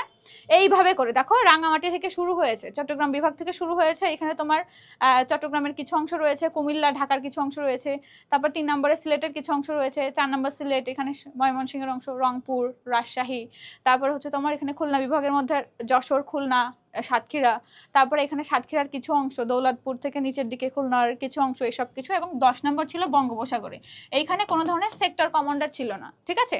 তারপরে 11 ছিল তোমার ঢাকা। তাহলে এইভাবে যে হচ্ছে আমি তোমাদেরকে এখানে জাস্ট একটু দেখায় দেওয়ার চেষ্টা করলাম। তাহলে সেক্টর সংক্রান্ত দেখো এখন হচ্ছে কোথায় কোনো সেক্টর কমান্ডার ছিল না, 10 নম্বরে ছিল না, এবং এখানে 3টা ব্রিগেড ফোর্সে ভাগ করা হয়েছিল ইস্ট বেঙ্গল রেজিমেন্টকে, সেটা হচ্ছে তোমার S force, K force, Z force. S force মানে এস দিয়ে কার নাম শুরু হচ্ছে তোমার এক একজন ব্রিগেডিয়ারের হচ্ছে তোমার নামের প্রথম অংশ দিয়ে কি করা হয়েছে, এস ফোর্স, জেড ফোর্স, কে ফোর্সের নামকরণ করা হয়েছিল। তাহলে এই 3টা ফোর্স সম্পর্কে তোমরা একটু জানবা, সেক্টর সম্পর্কে যখন জানবা কত নম্বর চ্যাপ্টারে, 7 নম্বর চ্যাপ্টারে। তারপর দেখো পাক বাহিনীর আত্মসমর্পণ ও স্বাধীন বাংলাদেশের অভ্যুদয়, কিভাবে আসলে পাক বাহিনী আত্মসমর্পণ করেছে, কবে করেছে আমরা জানি, 16 ডিসেম্বর করেছে, কোথায় করেছে এবং কার কাছে করেছে, মুক্তিবাহিনী ও যৌথ বাহিনীর যে কমান্ডার ছিল জেনারেল জগদীশ সিং অরোরা, তার কাছে আসলে হচ্ছে তোমার আত্মসমর্পণ দলিলে সাইন করা হয়েছে, তাই তো। এই যে বিষয়টা, তাহলে এই যে আত্মসমর্পণ কবে করেছে, কবে থেকে মুক্তিযুদ্ধ শুরু হয়েছে, তারপর থেকে 71 সালে এবার হচ্ছে তোমার বাংলাদেশ রাষ্ট্রের অভ্যুদয় হয়েছে। তাহলে এই যে আত্মসমর্পণের বিষয়টা, এই যে মুজিবনগর সরকারের কার্যক্রম, এখান থেকে অধ্যায় থেকে কার্যক্রম নিয়ে তো একটা প্রশ্ন হবে, এবং যে আত্মসমর্পণের বিষয়টা এটাও গ বা ঘ নম্বরে অ্যাড করা থাকবে ওইটার সাথে। তাহলে যারা পাশ করতে চাও আমি বলবো শুধুমাত্র এমসিকিউ এর জন্য সেক্টর, ওই যে ফোর্সের কথা বললাম, 12টা মন্ত্রণালয়ের কথা বললাম, কে রাষ্ট্রপতি ছিল, কে উপরাষ্ট্রপতি ছিল বা অস্থায়ী রাষ্ট্রপতি ছিল, এই সব কিছু সম্পর্কে বললাম। এবং যেটা জেনে রাখবা সেটা হচ্ছে এই যে শপথ বাক্য পাঠ করিয়েছিলেন এটা কে করাইছিলেন, ঠিক আছে। এইগুলা এমসিকিউ এর জন্য জাস্ট জেনে রাখবা। কিন্তু যারা এ প্লাস পেতে চাও তারা হচ্ছে তোমার এই চ্যাপ্টারটা সুন্দর করে পড়বা, যারা পাস করতে চাও এ প্লাস হচ্ছে সুন্দর করে পড়তে বলছি, যারা পাস করতে চাও তাদেরকে বলছে শুধু এমসিকিউ এর জন্য এগুলো দেখতে, এবং একটা বেসিক ধারণা রাখতে যে কিভাবে আত্মসমর্পণ করেছিল, কোথায়, কার নিকট, এগুলা, ঠিক আছে। তারপর দেখো 8 নম্বর চ্যাপ্টার মানে লাস্ট চ্যাপ্টার। তাহলে এখানে মুক্তিযুদ্ধে প্রবাসী বাঙালি ও বহির্বিশ্বের কথা বলা হচ্ছে। এখন দেখো মুক্তিযুদ্ধে যে ভূমিকা রেখেছিল এখান থেকে অবশ্যই প্রশ্ন আসবে, যখন তুমি হচ্ছে এই যে তোমার মুক্তিযুদ্ধে ভূমিকার বিষয়টাই আসবা, তখন তোমার হচ্ছে কোন কোন রাষ্ট্রের কথা আসবে। দেখো ভারত, সোভিয়েত ইউনিয়ন, মার্কিন যুক্তরাষ্ট্র, চীন, ব্রিটেন এবং জাতিসংঘ অন্যান্য সংস্থা এরা কি রকম ধরনের ভূমিকা রেখেছিল, কারা আমাদের পক্ষে ছিল, কারা বিপক্ষে ছিল, ঠিক আছে, এই সব কিছুই থাকবে। তাহলে এইটা অবশ্যই কারা পড়বে, যারা হচ্ছে এ প্লাস পাবে তারা পড়বে, ঠিক আছে। এখান থেকে তোমার এমসিকিউ আসবে এবং এই এমসিকিউটাই তোমাকে তোমার ব্যাক বেঞ্চের ফ্রেন্ডের থেকে একটু আলাদা করবে, ঠিক আছে। বুঝতে পারছো, মানে যেহেতু কঠিন সবাই হচ্ছে এটাকে স্কিপ করার চেষ্টা করবে, বিশেষ করে জাতিসংঘ এবং অন্যান্য সংস্থার যে অবদান রয়েছে। এবং এখানে হচ্ছে তোমার বাংলাদেশের যে 4টা কন্ডিশন পূরণ করার কথা, এগুলো আসলে পূরণ করেছিল কিনা বাংলাদেশ সেই সংক্রান্ত বিষয় রয়েছে। তাহলে হচ্ছে 8 নাম্বার চ্যাপ্টারে কি পড়বা, তাহলে তোমরা কারা পড়বা, যারা প্লাস পাবে তারা পড়বে। ওকে, তাহলে এইখানে তোমার যে হচ্ছে ভূমিকার কথা রয়েছে, প্রবাসী বাঙালি কারা, কয়েকজনের নাম এটাকে তোমার মনে রাখতে হবে যারা প্লাস পেতে চাও। হ্যাঁ, তাদের নাম মনে রাখতে হবে, কারা কিভাবে অবদান রেখেছিল, বাংলাদেশের পক্ষে কাজ করেছিল, ঠিক আছে, এবং কোন কোন দেশ পক্ষে ছিল, কোন কোন দেশ বিপক্ষে ছিল, টোটাল মুক্তিযুদ্ধের ভূমিকা বলতে ভূমিকা রেখেছিল। এই যে যখন তোমার প্রশ্নে আসবে যে হচ্ছে বাঙালি এবং প্রবাসী বহির্বিশ্বে মুক্তিযুদ্ধের ভূমিকা ব্যাখ্যা করো বা উদ্দীপকের সাথে রিলেট করে যখন দিবে, তুমি বিষয়টা বুঝতে পারবা যে মুক্তিযুদ্ধ ভিত্তিক মানে মুক্তিযুদ্ধের সময় কাদের কোন দেশের কি ভূমিকা ছিল এই সংক্রান্ত প্রশ্ন আসছে। তখন তুমি যারা হচ্ছে পাশ করার জন্য যে না লিখলেই নয়, তখন যখন লিখবা তখন এই পয়েন্টগুলো দিয়ে লিখবা যে কারা পক্ষে ছিল কারা বিপক্ষে ছিল, ঠিক আছে, এতটুকুই। অ্যান্ড যারা হচ্ছে ইন ডিটেলসে আরো ভালো করতে চাও পরীক্ষায় মানে প্লাস পেতে চাও, তাদের জন্য এই বিষয়টা খুব বেশি ভালো করে গুরুত্ব দিয়ে পড়তে হবে, ঠিক আছে। তাহলে এইটা হচ্ছে তোমার প্রথম পত্রে, ইতিহাস প্রথম পত্রের একটা সাজেশন ভিডিও, যে এইখানে হচ্ছে তোমার সতীদাহ প্রথার কথা কিন্তু আমি অলরেডি এনেছি। তো এইসব বিষয়গুলো মোটামুটি একটু বেশি করে পড়বা। এবং এমসিকিউ এর জন্য আসলে টোটাল বই, যদি বলো যে আপু 30-এর মধ্যে 30 পেতে আমার কি করতে হবে, তাহলে টোটাল বই পড়তে হবে। কারণ এরকম কিছু দুই একটা প্রশ্ন দিয়ে দেয় যেটা আসলে খুব ভালো লাইন বাই লাইন না পড়াশোনা করলে আসলে তারা অ্যান্সার করতে পারবে না, ঠিক আছে। এবং কিছু প্রশ্ন থাকে যারা মোটামুটি পাস করার জন্য হচ্ছে মানে হচ্ছে সহজ এরকম টাইপের প্রশ্ন থাকে। সো যদি ইউনিক এ প্লাস পেতে চাও, ভালো রেজাল্ট করতে চাও, সেই ক্ষেত্রে তোমাকে কঠিন কঠিন বিষয়গুলো স্কিপ করলে হবে না, এগুলো থেকে এমসিকিউ আসবে, এটা খুব ভালো করে পড়তে হবে, ঠিক আছে। এবার আমি হচ্ছে তোমাদের ইতিহাস দ্বিতীয় পত্রের সাজেশন নিয়ে কথা বলবো। আচ্ছা, তো আমরা বলছিলাম যে এখন আমরা ইতিহাস দ্বিতীয় পত্রের সাজেশন নিয়ে কথা বলবো। দেখো শুরুতেই আমরা দেখতে পাচ্ছি এখানে টোটাল 9টা চ্যাপ্টার রয়েছে। এখন একই সিস্টেম যে তোমাকে হচ্ছে এখান থেকে মিনিমাম 23 পারলে তো একেবারে টান হয়ে যায়, 24 মার্কস সিকিউ থেকে পেতে হবে এবং 10 মার্কস পেতে হবে এমসিকিউ থেকে। তারপর তুমি দুইটা মিলায় 33-34 এরকম যখন পাচ্ছ তখন তুমি পাস করছো। এখন নর্মালি তোমরা তো পাস করতে চাও না, আমরা জানি যে আমরা সবাই কম পড়াশোনা করতে চাই কিন্তু সবাই ভালো রেজাল্ট করতে চাই। এর মধ্যে কিছু থাকে যারা একদম টপ করতে চায়, যে তোমার কিছু বান্ধবী থাকবে যারা 100-র মধ্যে 97 পেয়েও কান্নাকাটি করবে, আবার কিছু বন্ধু থাকবে যারা 100-র মধ্যে 50 পেয়ে খুবই হাসবে, মানে যে খুশি খুবই, হ্যাঁ, যে কম পড়াশোনা করে এরকম ভালো রেজাল্ট করছে। তো এই টাইপের মানুষজন আছে। তো দেখো এইখানে মোটামুটি যে তোমার 9টা, আমি বলেছি যে 11টা সিকিউ থাকে, তাই তো, তাহলে 11টা সিকিউ থাকলে এখান থেকে মোটামুটি বলতে পারছি যে প্রতিটা অধ্যায় থেকে একটা করে আসতেছে। সো যারা ভালো করতে চায় তাদের জন্য সব, যারা সব পড়বে তাদের জন্য তো সব। এখন যারা ওদের চেয়ে একটু কম পড়াশোনা করতে চায় এবং এ প্লাসও পেতে চায় তাদের জন্য কি, দেখো প্রথমত শিল্প বিপ্লব থেকে একটা প্রশ্ন আসবে, সেটা হচ্ছে ইংল্যান্ডের শিল্প বিপ্লব কেন্দ্রিক, যে এখানে কারণ কি কি ছিল, কি জন্য শিল্প বিপ্লব হয়েছিল, বা শিল্প বিপ্লব বলতে কি বোঝো, এই টাইপের ক নাম্বার প্রশ্নে তো যে কোনো ধরনের সংজ্ঞা, সাল এসবে আসতে পারে, ঠিক আছে। এবং ফরাসি বিপ্লব নিয়ে একটা প্রশ্ন তো আসবেই মাস্ট। এবং প্রথম বিশ্বযুদ্ধ, ভার্সাই সন্ধি আর লিগ অব নেশন, এখানে প্রথম বিশ্বযুদ্ধ নিয়ে কোশ্চেন আসবে। লিগ অব নেশন, প্রথম বিশ্বযুদ্ধের যে ফলাফল, লিগ অব নেশন, যে ওই যুদ্ধের যে ভয়াবহতা সারা পৃথিবী দেখেছে, এই জন্যই তো লিগ অব নেশন গঠন করা হয়েছে, সেটাকে আমরা বলছি জাতিপুঞ্জ, রাইট। এবং বলশেবিক বিপ্লবের কথা যে বলা হচ্ছে 4 নম্বর অধ্যায়, এটা হচ্ছে তোমার যেটাকে আমরা বলশেবিক বলছি সেটাকেই বলছি রুশ বিপ্লব, মানে রাশিয়ায় হয়েছে, সেটাকেই বলতেছি অক্টোবর বিপ্লব। হ্যাঁ, বলশেবিক হচ্ছে একটা পার্টির নাম, যেহেতু এই পার্টি এই আন্দোলনটা করেছিল, হ্যাঁ, এই জন্য এটাকে বলা হচ্ছে বলশেবিক বিপ্লব, ঠিক আছে। বলশেবিক একটা হচ্ছে পার্টি, তারাই আন্দোলনটা করেছিল, এই জন্য এটাকে বলা হচ্ছে বলশেবিক বিপ্লব। এবং এটাকে একই সাথে রুশ বিপ্লবও বলা হয়, 1917 সালে হয়েছিল এটা। এবং এটাকে একই সাথে বলা হচ্ছে অক্টোবর বিপ্লব, কারণ তখন অক্টোবর মাস ছিল। তাহলে সব মিলাই এখান থেকে বলশেবিক থেকে খ নম্বর প্রশ্নে কি আসতে পারে, এটা আমাদের অটোমেটিক ধারণা চলে আসছে যে বলশেবিক বিপ্লব থেকে কিরকম ধরনের খ নম্বর প্রশ্ন হতে পারে, রুশ বিপ্লবকে, অক্টোবর বিপ্লবকে, এই টাইপের। এবং অন্যান্য আরও কিছু খ নম্বর প্রশ্ন আসতে পারে, যেগুলো নিয়ে আমরা হচ্ছে যখন আমরা ক্লাসের ডিটেলে ঢুকছি তখন আমরা এটা নিয়ে কথা বলবো, ঠিক আছে। তারপর দেখো এখানে হিটলার আর মুসোলিনির উত্থানের বিষয়টা আসছে। তো আমরা জানি যে দুইজনই হচ্ছে একটা স্বৈরাচার, হ্যাঁ, সাম্রাজ্যবাদী এক নায়ক, ঠিক আছে। হিটলার কোথাকার, হিটলার ছিল জার্মানির নাৎসি বাহিনীর প্রধান। আর মুসোলিনি ইতালির বেনিতো মুসোলিনি, ইনি হচ্ছে ফ্যাসিবাদের জনক, বলা হচ্ছে ফ্যাসিবাদের পিতা, হ্যাঁ, ফ্যাসিজম। এবং এনার আইডিওলজি হচ্ছে তোমার ফ্যাসিজম, আর এর যে বাহিনী ছিল এবং যে মতবাদ ছিল ওইটা হচ্ছে নাজিজম বা নাৎসি পার্টি, ঠিক আছে। আর এর ছিল হচ্ছে ফ্যাসিজম, ঠিক আছে।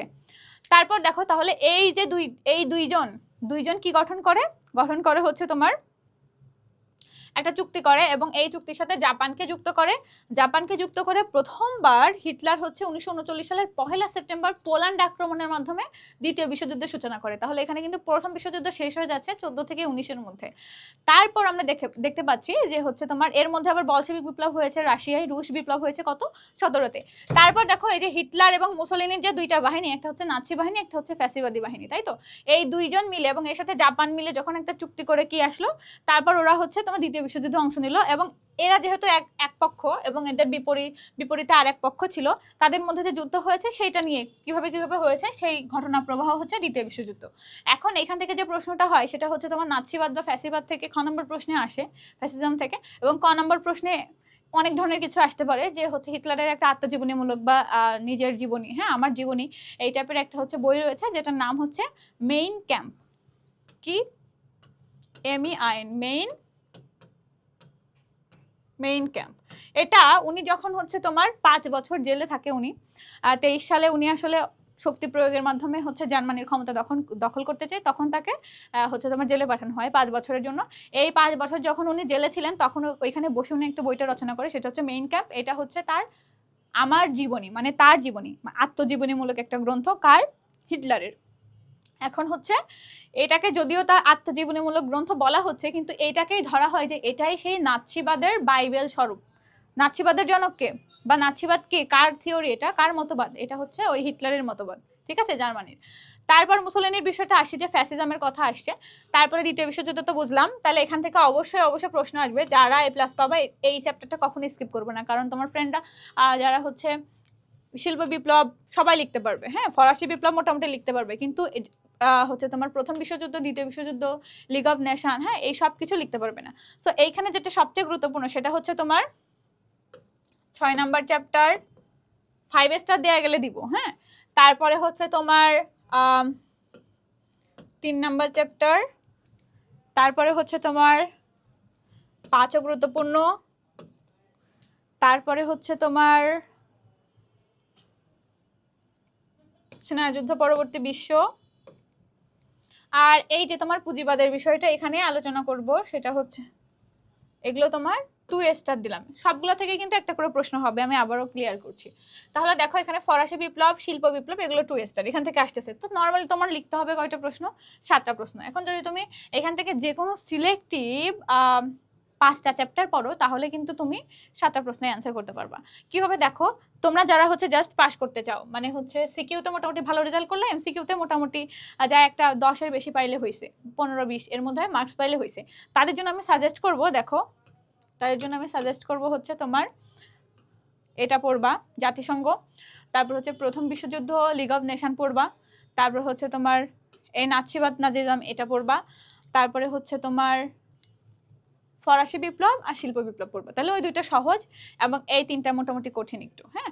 আর বলশেভিক তোমাদের স্কিপ করলে চলবে, কিন্তু এই যে তুমি এই 5টা চ্যাপ্টার পড়বা, এই 5টা চ্যাপ্টার থেকে তোমাকে কিচ্ছু বাদ দেওয়া যাবে না, একেবারে সব কিছু পড়তে হবে। তাহলে যদি পারো, তাহলে আমি বলবো যে শুধু পাস না, মোটামুটি তোমার হচ্ছে A- পাওয়া পসিবল, ঠিক আছে। সো ডিসিশন ইজ ইয়োর্স, যে একটু পরিশ্রম করে মোটামুটি হচ্ছে এগুলো চ্যাপ্টার পড়ে তুমি ভালো রেজাল্ট করবা। এখন তোমরা বলতে পারো যে এমসিকিউতে তো আপু খারাপ হয়ে যাবে। হ্যাঁ অবভিয়াসলি এমসিকিউ টোটাল বই থেকে আসবে, এবং বোর্ড কোশ্চেনে আমরা আসলে শতভাগ বলতে পারবো না যে এই 30টা এমসিকিউ আসবে, নাও এটা গিয়ে লেখাও, ঠিক আছে। সো যেটা বলতে পারি যে যারা ওরকম লেভেলের ভালো করতে চায়, 90+ 95+ মার্কস পেতে চায়, তাদেরকে এখানেও যেমন গুরুত্ব দিয়ে পড়তে হবে, একইভাবে সম্পূর্ণ বইটা পড়তে হবে, সো দ্যাট তারা যে কোনো ধরনের সৃজনশীল উদ্দীপকজনিত একটু অনুধাবন মূলক আর কি প্রশ্ন হয় উদ্দীপক সংক্রান্ত, তো ওইটাকে রিলেট করার জন্য সবকিছুই ভালো করে আইডিয়া ক্লিয়ার রাখতে হবে, সব কনসেপ্টকে বুঝতে হবে। তো এই ক্ষেত্রে যারা মোটামুটি হচ্ছে তোমার পাস করতে চায়, তাদের জন্য লার্ন মার্কস করে দেয় অধ্যায়গুলো, জাস্ট পড়লে হবে, মানে পাশের পরে একটু মোটামুটি রেজাল্ট। আর যারা A+ পেতে চায় তাদের মোটামুটি সবকিছুই পড়তে হবে। তো চাইলে তারা এটা স্কিপ করতে পারে, যদি এখান থেকে এমসিকিউ আসবে, সো 2 একটু বাদ দিতে পারো, সেটা তোমাদের ইচ্ছা। দেখো তাহলে আমরা হচ্ছে পরবর্তীতে প্রথম চ্যাপ্টার নিয়ে বিস্তারিত একটু দেখাই। দেখো প্রথমত শিল্প বিপ্লবটা কি, হ্যাঁ, যখন যন্ত্র প্রথমত ছিল তোমার মানুষ দিয়ে সব কাজকর্ম করা হচ্ছে, পরবর্তীতে ওইটাকে রিপ্লেস করে যন্ত্র ব্যবহার করা হচ্ছে সব জায়গায়, শিল্প বিপ্লব, ওই যে স্টিম ইঞ্জিনের আবিষ্কার, ঠিক আছে। এই সব কিছু, তাহলে শিল্প বিপ্লব কি, এটা হচ্ছে তোমার ক নম্বর প্রশ্নে আসলো, এবং এটার কারণ কি, কারণ কি, এটা খ নম্বরে আসলো। ফলাফল, এটা ইংল্যান্ডে, হ্যাঁ ইংল্যান্ডে এটার ফলাফল কি ছিল, এইটা অবশ্যই অবশ্যই এই অধ্যায় থেকে প্রশ্ন আসলে এটা অবশ্যই অবশ্যই আসবে, ঠিক আছে। ফলাফল, ইংল্যান্ডের ফলাফল কি ছিল, ঠিক আছে। দেখো এখন সমগ্র, দেখো এখানে কিন্তু দুইটা বিষয় রয়েছে, একটা ইউরোপের প্রভাব কি ছিল এবং একটা হচ্ছে ইউরোপে এটার প্রভাব কি ছিল, আর একটা কি ইংল্যান্ডে এটার প্রভাব কি ছিল। তাহলে শিল্প বিপ্লব কি, এইটা হচ্ছে তোমার খ নাম্বার প্রশ্নের জন্য, ঠিক আছে। তারপর দেখো শিল্প বিপ্লবের পর্যায়ের কথা বলা হচ্ছে এখানে, আর এমসিকিউ এর জন্য যেটা গুরুত্বপূর্ণ সেটা হচ্ছে আবিষ্কার সমূহ, বিশেষ করে ওই যে তোমার বাষ্প ইঞ্জিন, তারপরে হচ্ছে সুতা কাটার মেশিনের কথা বলা হয়েছে, তারপরে হচ্ছে তোমার চাকার কথা, চাকা আবিষ্কারের কথা, বাল্ব টাল্প এগুলো আবিষ্কারের, টেলিফোন আবিষ্কারের কথা, এই সব কিছু যে রয়েছে ওই অধ্যায়ে অনেকগুলো নাম রয়েছে। সিলেক্টিভ তোমরা কিছু পড়বা, যদি তোমরা আমাদের একাডেমিক টু অ্যাডমিশন কোর্সের ক্লাসগুলো করতে পারো, মানে কোর্সে এনরোল করে, তাহলে দেখবা ওইখানে অধ্যায় ভিত্তিক ডিটেলসে সুন্দর করে ক্লাস করানো হয়েছে। ওইখানে তোমাদের হচ্ছে দাগানো বই প্রোভাইড করা হয়, ওইখানেই মোটামুটি সব কিছু ইম্পর্টেন্ট যেগুলো সেগুলো সব কিছু মেনশন করা রয়েছে, ঠিক আছে। সো যারা ভালো করতে চাও তারা এখনই আমাদের কোর্সে এনরোল করে ফেলো। তারপর দেখো শিল্প বিপ্লবের সমগ্র ইউরোপে কি কি প্রভাব ছিল, কি কি প্রভাব ছিল দেখো তো। এখানে বলতেছে যে বেলজিয়াম হবে, ঠিক আছে। তাহলে বেলজিয়াম ওই দেশটায় কিরকম প্রভাব ছিল, সুইডেনে কি ছিল, ফ্রান্সে, জার্মানিতে, রাশিয়ায় কিরকম প্রভাব ছিল। তারপর এখানে একটা খ নম্বর প্রশ্ন বলতেছে যে দরিদ্র আইন কি ব্যাখ্যা করো। এটা তোমাদের যে আব্দুল্লাহ আল মামুন চৌধুরীর যে বই ইতিহাস দ্বিতীয় পত্রের, ওই বইয়ের মধ্যে সুন্দর করে অধ্যায়ের শেষে কিছু খ নম্বর প্রশ্নের, ক নম্বর প্রশ্নের ব্যাখ্যা বিশ্লেষণ দেওয়া থাকে। তো এখান থেকে তোমরা সুন্দর করে এটা মুখস্থ করে ফেলবা, ঠিক আছে। তারপর দেখো এখানে আরো যদিও এখানে আরো কিছু প্রশ্ন রয়েছে, সেটা হচ্ছে তোমার শিল্প বিপ্লব সংক্রান্ত, যে শিল্প বিপ্লব কি, কেন হয়েছিল, এই যে কারণের কথা বলতেছি, এটা খ নম্বর প্রশ্ন, এটা বেসিক্যালি খ নম্বর প্রশ্নের জন্য গুরুত্বপূর্ণ, হ্যাঁ কারণটা হচ্ছে খতে আসে। তারপরে যে ফলাফলের কথা বললাম এটা হচ্ছে তোমার ঘতে আসে, হ্যাঁ সিকিউ এর সাথে কানেক্ট করে দেওয়া হবে। শিল্প বিপ্লব থেকে যে কোনো প্রশ্ন ইউরোপে প্রভাবের কথা আসে না, বেসিক্যালি আসে হচ্ছে তোমার ইংল্যান্ডে প্রভাবের কথা, কারণ যেহেতু তারাই পরবর্তীতে, ব্রিটিশরা আমাদের পরবর্তীতে শাসন করেছে, তাই তো, ভারতীয় উপমহাদেশ। তাহলে এখান থেকে মোটামুটি এগুলো তোমরা পড়বা, যারা ভালো করতে চাও তাহলে টোটাল বই পড়বা, অনেক ভালো যারা করতে চাও, এবং যাদের এক্সপেকটেশন একটু কম তারা এই সাজেশন অনুযায়ী একটু পড়াশোনা করবা, কনসিস্টেন্সি রাখবা। আমি একটা ভিডিওতে অলরেডি তোমাদেরকে বলেছি যে এখানে ডিভাইস অনেক দূরে রাখতে হবে। এখন দেখে ফেলতেছো, খাতে নোট ডাউন করে ফেলবা যে কোন কোন টপিকগুলো স্কিপ করা যাবে না কখনোই, হ্যাঁ সেগুলো মার্ক করে তুমি একটা দিনে নির্দিষ্ট সময়, হতে পারে 2 ঘন্টার জন্য, 1.5 ঘন্টার জন্য, 1 ঘন্টার জন্য, তোমার সুবিধা মতো সময় একটা টাইম ফিক্স করবা, যে সময় তুমি তোমার বন্ধু বান্ধব, আত্মীয় স্বজন, বাবা মা, হোস্টেলে থাকো যারা বাইরে পড়াশোনা করো, তারা কি করবা, সেই সময়টাতেই শুধুমাত্র কথা বলবা, এর বাইরে ফোনে হাত দেওয়ার চেষ্টা করবা না, ঠিক আছে। সোশ্যাল মিডিয়া তো একেবারে বাদ দিয়ে দাও, এখন এই সাজেশন অনুযায়ী একটু পড়াশোনা করো। তারপর দেখো তাহলে এখানে দ্বিতীয় অধ্যায় ফরাসি বিপ্লবে কি বলা হচ্ছে, ফরাসি বিপ্লব কি, কখন হয়েছিল, কোথায়, ফ্রান্সে হয়েছিল।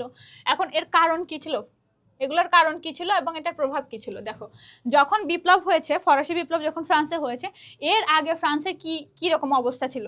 তাহলে এখন দেখো এখানে বলা হচ্ছে সামাজিক অবস্থার কথা বলা হচ্ছে, একটা হচ্ছে রাজনৈতিক অবস্থার কথা বলা হচ্ছে, অর্থনৈতিক অবস্থা বলেও আর একটা পয়েন্ট রয়েছে। যারা ভালো করতে চাও তারা বিপ্লব, প্রাক বিপ্লব মানে কি, বিপ্লবের আগের অবস্থার কথা বলা হয়েছে। তাহলে এইখানে হচ্ছে তোমার অর্থনৈতিকটাও অ্যাড করবা, করে বইটার অর্থনৈতিক ওই পাঠটুকু পড়ে এখানে তুমি তোমার মতো করে ঢালাওভাবে একটা ব্যাখ্যা দিবা, ঠিক আছে। মোটামুটি এরকম পয়েন্ট করে জাস্ট ঢালাওভাবে একটু ব্যাখ্যা দিবা, যারা ভালো করতে চাও। এবং যারা মোটামুটি হচ্ছে রেজাল্ট করতে চাও, তো এখান থেকে যদি প্রশ্ন আসে তাহলে বলবা। এমসিকিউ টাইপেরও কিন্তু প্রশ্ন হবে। এখানে সামাজিক অবস্থা ছিল 3 ধরনের ভাগ ছিল, একটা হচ্ছে যাজক, যারা হচ্ছে সবচেয়ে উপরের স্তরে ছিল, ফার্স্ট স্টেট, যেমন তোমার হিন্দু ধর্মে অনেকগুলো কাস্ট সিস্টেম রয়েছে, ব্রাহ্মণ, ক্ষত্রিয়, বৈশ্য, শূদ্র, এরকম ভাবেও ফ্রান্সের সামাজিক অবস্থায় এরকম শ্রেণী বিভাগ ছিল। যারা সবচেয়ে উপরের লেভেলের লোক ছিল তাদেরকে বলা হতো যাজক বা ফার্স্ট স্টেট, এবং অভিজাত যারা তাদেরকে বলা হচ্ছে সেকেন্ড স্টেট, এবং অধিকার হারা যারা তাদেরকে বলা হচ্ছে থার্ড স্টেট, ঠিক আছে। এখন এটা ছিল তাদের সামাজিক অবস্থা। রাজনৈতিক অবস্থায় আসতেছি, যে ফ্রান্সের যে বিপ্লব হয়েছে, মানে হচ্ছে তোমার ফরাসি বিপ্লব যে হয়েছে, এইটার আগে কিরকম অবস্থা ছিল রাজনৈতিক অবস্থা। এখানে বলতেছে যে স্বৈরাচারী রাজতন্ত্রের শাসন। ওই সময় যে ফ্রান্সে তোমার দুর্ভিক্ষ চলতেছে, ওই সময় রাজার হচ্ছে ওয়াইফ আর কি, সে বিলাসবহুলভাবে সে জন্মদিন পালন করতেছে। এই জন্য কি হচ্ছে, এই যে রাজতন্ত্রের যে শাসন ছিল এটার উপরে হচ্ছে তোমার লোকজনের একটা ক্ষোভ জন্মে, এবং এইটারই হচ্ছে প্রতিক্রিয়া স্বরূপ তারা কি করে ফরাসি বিপ্লব ঘটায়, ঠিক আছে। গির্জার অবাঞ্ছিত স্বাধীনতা, এটার বিষয়ে তুমি কি ব্যাখ্যা দিবা যে গির্জার হচ্ছে স্বাধীনতা অনেক বেশি ছিল, রাষ্ট্রের চেয়ে গির্জার চার্চদের আর কি ক্ষমতা অনেক বেশি হয়ে গেছিল, ঠিক আছে। এটার প্রতিবাদ স্বরূপ কি করে সাধারণ জনগণ ফরাসি বিপ্লবে অংশ নেয়। অযোগ্য শাসকের আবির্ভাব, তো বলবা যে সে সময় যে রাজা ছিল, যে শাসক ছিল, তার প্রতি জনগণের কি ছিল না, আস্থা ছিল না, এবং হচ্ছে সে শাসক ছিল অযোগ্য, এই জন্য লোকজন কি করে বা জনসাধারণ কি করে ফরাসি বিপ্লবে অংশ নেয়। যারা জাস্ট হচ্ছে ঢালাভাবে লিখতে চাও তারা শুধুমাত্র এই পয়েন্টগুলো মুখস্থ করে এগুলো তোমাদের মতো করে এগুলোর হচ্ছে এগুলার কি করবা ব্যাখ্যা দিবা। দেখো অভিজাতদের যে দৌরাত্ম্য, অভিজাত কারা ছিল, এই যে অভিজাত শ্রেণী, হ্যাঁ, এদের দৌরাত্ম্য ছিল। তারপর বিচার ব্যবস্থা শৃঙ্খলার অভাব, মুদ্রা কর ব্যবহার অসমতা, তার মানে হচ্ছে তোমার এখানে ওই যে তোমার লবণের উপরে কর দিতে হতো, এরকম টাইপের কিছু বিষয় আশায় রয়েছে। দেখবা যারা টেক্সট পড়বা আর কি হচ্ছে তোমার দ্বিতীয় অধ্যায়ে ফরাসি বিপ্লব সংক্রান্ত, এখানে দেখবা যে কিছু করের কথা বলা হয়েছে, হ্যাঁ, লবণের উপরে কর দিতে হবে, এবং যারা তোমার অভিজাত সম্প্রদায় তাদের হচ্ছে কোনো ধরনের কর দিতে হবে না, এরকম টাইপের যে তোমার একটা অসমতা ছিল গরিবদের সাথে বড় লোকদের, এই সব কিছু নিয়ে একটা ছোট বাচ্চারও লবণ কর দিতে হবে, ঠিক আছে, এরকম। তো এইসব অসমতার বিপক্ষেই হচ্ছে তোমার লোকজন কি করেছিল, ফরাসি বিপ্লবে অংশ নিয়েছিল। অদূরদর্শী পররাষ্ট্রনীতি, পররাষ্ট্রনীতি তাদের হচ্ছে যে পররাষ্ট্রনীতি তারা নিয়োগ করেছিল সেই পররাষ্ট্রনীতি হচ্ছে সেই পররাষ্ট্রনীতিতে দূরদর্শিতার অভাব ছিল, রাজনৈতিক বিচক্ষণতার অভাব ছিল, এই জন্য কি হয় ফরাসি বিপ্লবে হচ্ছে তোমার ফরাসি বিপ্লব সফল হয়, ঠিক আছে। তাহলে দেখো যেমন হচ্ছে বাংলাদেশে কি হয়েছে, 24-এর আন্দোলনের কথা আমরা বলতে পারি, কোটা আন্দোলনের কথা। এই সময়ে কিছু কিছু কারণ ছিল না আমাদের, রাজনৈতিক কারণ, যে হচ্ছে রাজতন্ত্রের শাসক না, এখানে কিন্তু স্বৈরাচারের শাসক হবে, ঠিক আছে। এরকম ভাবে তোমার হচ্ছে 24-এর আন্দোলনের সাথে কানেক্ট করে দেওয়া হতে পারে উদ্দীপকে, সেই ক্ষেত্রে তোমরা কি করবা, পয়েন্ট টু পয়েন্ট এভাবে ফরাসি বিপ্লবের সাথে মানে এরকম একটা 24-এর আন্দোলন নিয়ে বলা হইলো, তারপর তুমি এটাকে রিলেট করলো যে এটা আসলে হচ্ছে তোমার ফরাসি বিপ্লবের সাথে কানেক্টেড, তখন তুমি ফরাসি বিপ্লবের সাথে রিলেট করে প্রশ্নের অ্যান্সার করলা। তারপর দেখো এখানে ফরাসি বিপ্লবে হচ্ছে তোমার দার্শনিকদের অবদানের কথা বলা হচ্ছে। এইখানে যারা ভালো করতে চাও তাদেরকে এটা সম্পর্কে অবশ্যই খুব ভালো করে জানতে হবে যে মন্তেস্কো, ভলতেয়ার, জজ্যাক রুশো, এনসাইক্লোপিডিস্ট, ফিজিওক্যাট এবং সমাজতান্ত্রিক চিন্তাবিদরা। এখন নর্মালি যারা হচ্ছে পড়াশোনা করো না তোমরা, তারা কি করো, এখান থেকে এই যে ভলতেয়ার, মন্তেস্কো আর রুশো, এই তিনজনের এক একটা বইয়ের নাম লিখে দাও যে তারা হচ্ছে ফরাসি বিপ্লবে এই নিয়ে লেখালেখি করেছিল, এটাই হচ্ছে তাদের অবদান। কিন্তু যারা ভালো করতে চাও তাদেরকেও এই 3টা পয়েন্ট এখানে অ্যাড করতে হবে, বোঝা গেছে। এবং এইখানে দেখবা দাগানো বইয়ে সুন্দর মতো 1-2 লাইন করে দাগ দেওয়া রয়েছে, তোমরা ওইটাই জাস্ট হচ্ছে পড়াশোনা করে নিজের যে মানে নিজের যেটুকু মনে থাকে নিজের ভাষায় লিখে আসবা, ঠিক আছে। তারপর দেখো এখানে বিপ্লবের ঘটনা প্রবাহের কথা বলা হচ্ছে 4টা। কোড অফ নেপোলিয়নের কথা বলা হচ্ছে, তাহলে এটা ফ্রান্সের শাসক ছিলেন নেপোলিয়ন। তো কোড অফ নেপোলিয়ন কি, এইটারও ব্যাখ্যা বইয়ের মধ্যে সুন্দর করে দেয়া রয়েছে, যে প্রতিটা অধ্যায় ভিত্তিক যে তোমার ক নম্বর এবং খ নম্বর প্রশ্নের অনেকগুলো ছক দেওয়া থাকে বা অনেকগুলো তালিকা দেওয়া থাকে, ওইখানে অ্যান্সারটা দেওয়া রয়েছে, এখান থেকে তোমরা খ নম্বর প্রশ্নটা সুন্দর করে পড়ে ফেলবা। গিলোটিন কি, গিলোটিনে হচ্ছে তোমার আমাদের যেমন কি ওই যে শুলে চড়ানো হয় না, ওরকমই আর কি, ঠিক আছে। তারপরে হচ্ছে এটাও খ নম্বর বা ক নম্বরেও আসতে পারে। তাহলে বুর্জোয়া বলতে কি বোঝা, বুর্জোয়া মানে হচ্ছে বুর্জোয়া বলতে বোঝায় অভিজাত শ্রেণীকে বোঝাচ্ছে, ঠিক আছে। বুর্জোয়া হচ্ছে অভিজাত শ্রেণী, এবং হচ্ছে যারা তোমার পিছিয়ে পড়া জনগোষ্ঠী তারা কি ওই যে থার্ড স্টেটের লোকজন, অধিকার হারা, ঠিক আছে। তাহলে এই বুর্জোয়ারা হচ্ছে অভিজাত শ্রেণী, ঠিক আছে। এটার ব্যাখ্যা সুন্দর করে ওই অধ্যায়ে রয়েছে, তোমরা এখান থেকে পড়াশোনা করে নিবে এই বিষয়ে। তারপর দেখো 3 নম্বর অধ্যায় বলা হচ্ছে প্রথম বিশ্বযুদ্ধ, ভার্সাই সন্ধি আর লিগ অফ নেশন। এখন দেখো প্রথম বিশ্বযুদ্ধের পর হয়েছিল ভার্সাই সন্ধি, এবং তখন হচ্ছে লিগ অফ নেশন গঠন করা হয়, ঠিক আছে, উইনস্টন চার্চিলের 14 দফার মোতাবেক আর কি।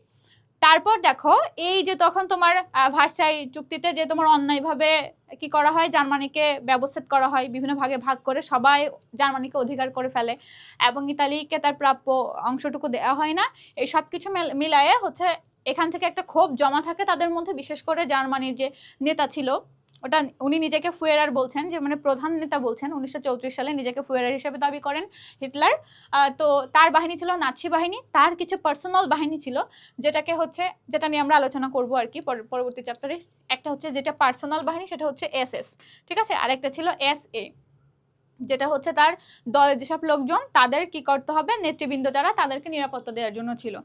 এবং তাদের পোশাক ছিল বাদামি রঙের। এবং যে তোমার নাজিজমের কথা, সরি ফ্যাসিজমের যে কথা বলি আমরা, ইতালির বেনিতো মুসোলিনির যে দল বা মতবাদ ফ্যাসিজম, ঠিক আছে, ফ্যাসিবাদী মতাদর্শ, এইটাই যারা এই হচ্ছে তোমার ফ্যাসিবাদী বাহিনী ছিল, তাদের যে পোশাকের রং ছিল কালো রং, ঠিক আছে। এবং এরা দুইজনরাই এই যে ভার্সাই সন্ধির কথা আমরা বলছি, এই ভার্সাই সন্ধির ফলে যে হচ্ছে তাদের উপরে অন্যায়ভাবে কিছু শর্ত চাপিয়ে দেওয়া হয়েছিল এবং ইতালিকে তার চুক্তি মোতাবেক সবকিছু দেওয়া হয় নাই। এই জন্য কি হয়েছিল, তাদের মধ্যে যে ক্ষোভ জমা ছিল, এরই পরিপ্রেক্ষিতে দুই দেশের এই নেতা, একজন হচ্ছে হিটলার, জার্মানির হিটলার, এবং ইতালির বেনিতো মুসোলিনি কি করে, দ্বিতীয় বিশ্বযুদ্ধের সূচনা করে, ঠিক আছে।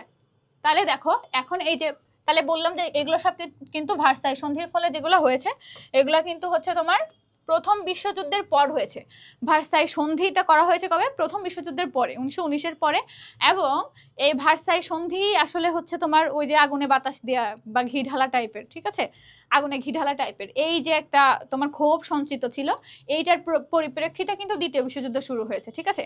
এবং প্রথম বিশ্বযুদ্ধের যে ভয়াবহতা, এইটার পরিপ্রেক্ষিতে লিগ অব নেশন গঠন করা হয়েছিল, বিশ্বকে কি করার জন্য, শান্তিপ্রিয় করার জন্য বা একটা সম্প্রীতি বজায় রাখার জন্য।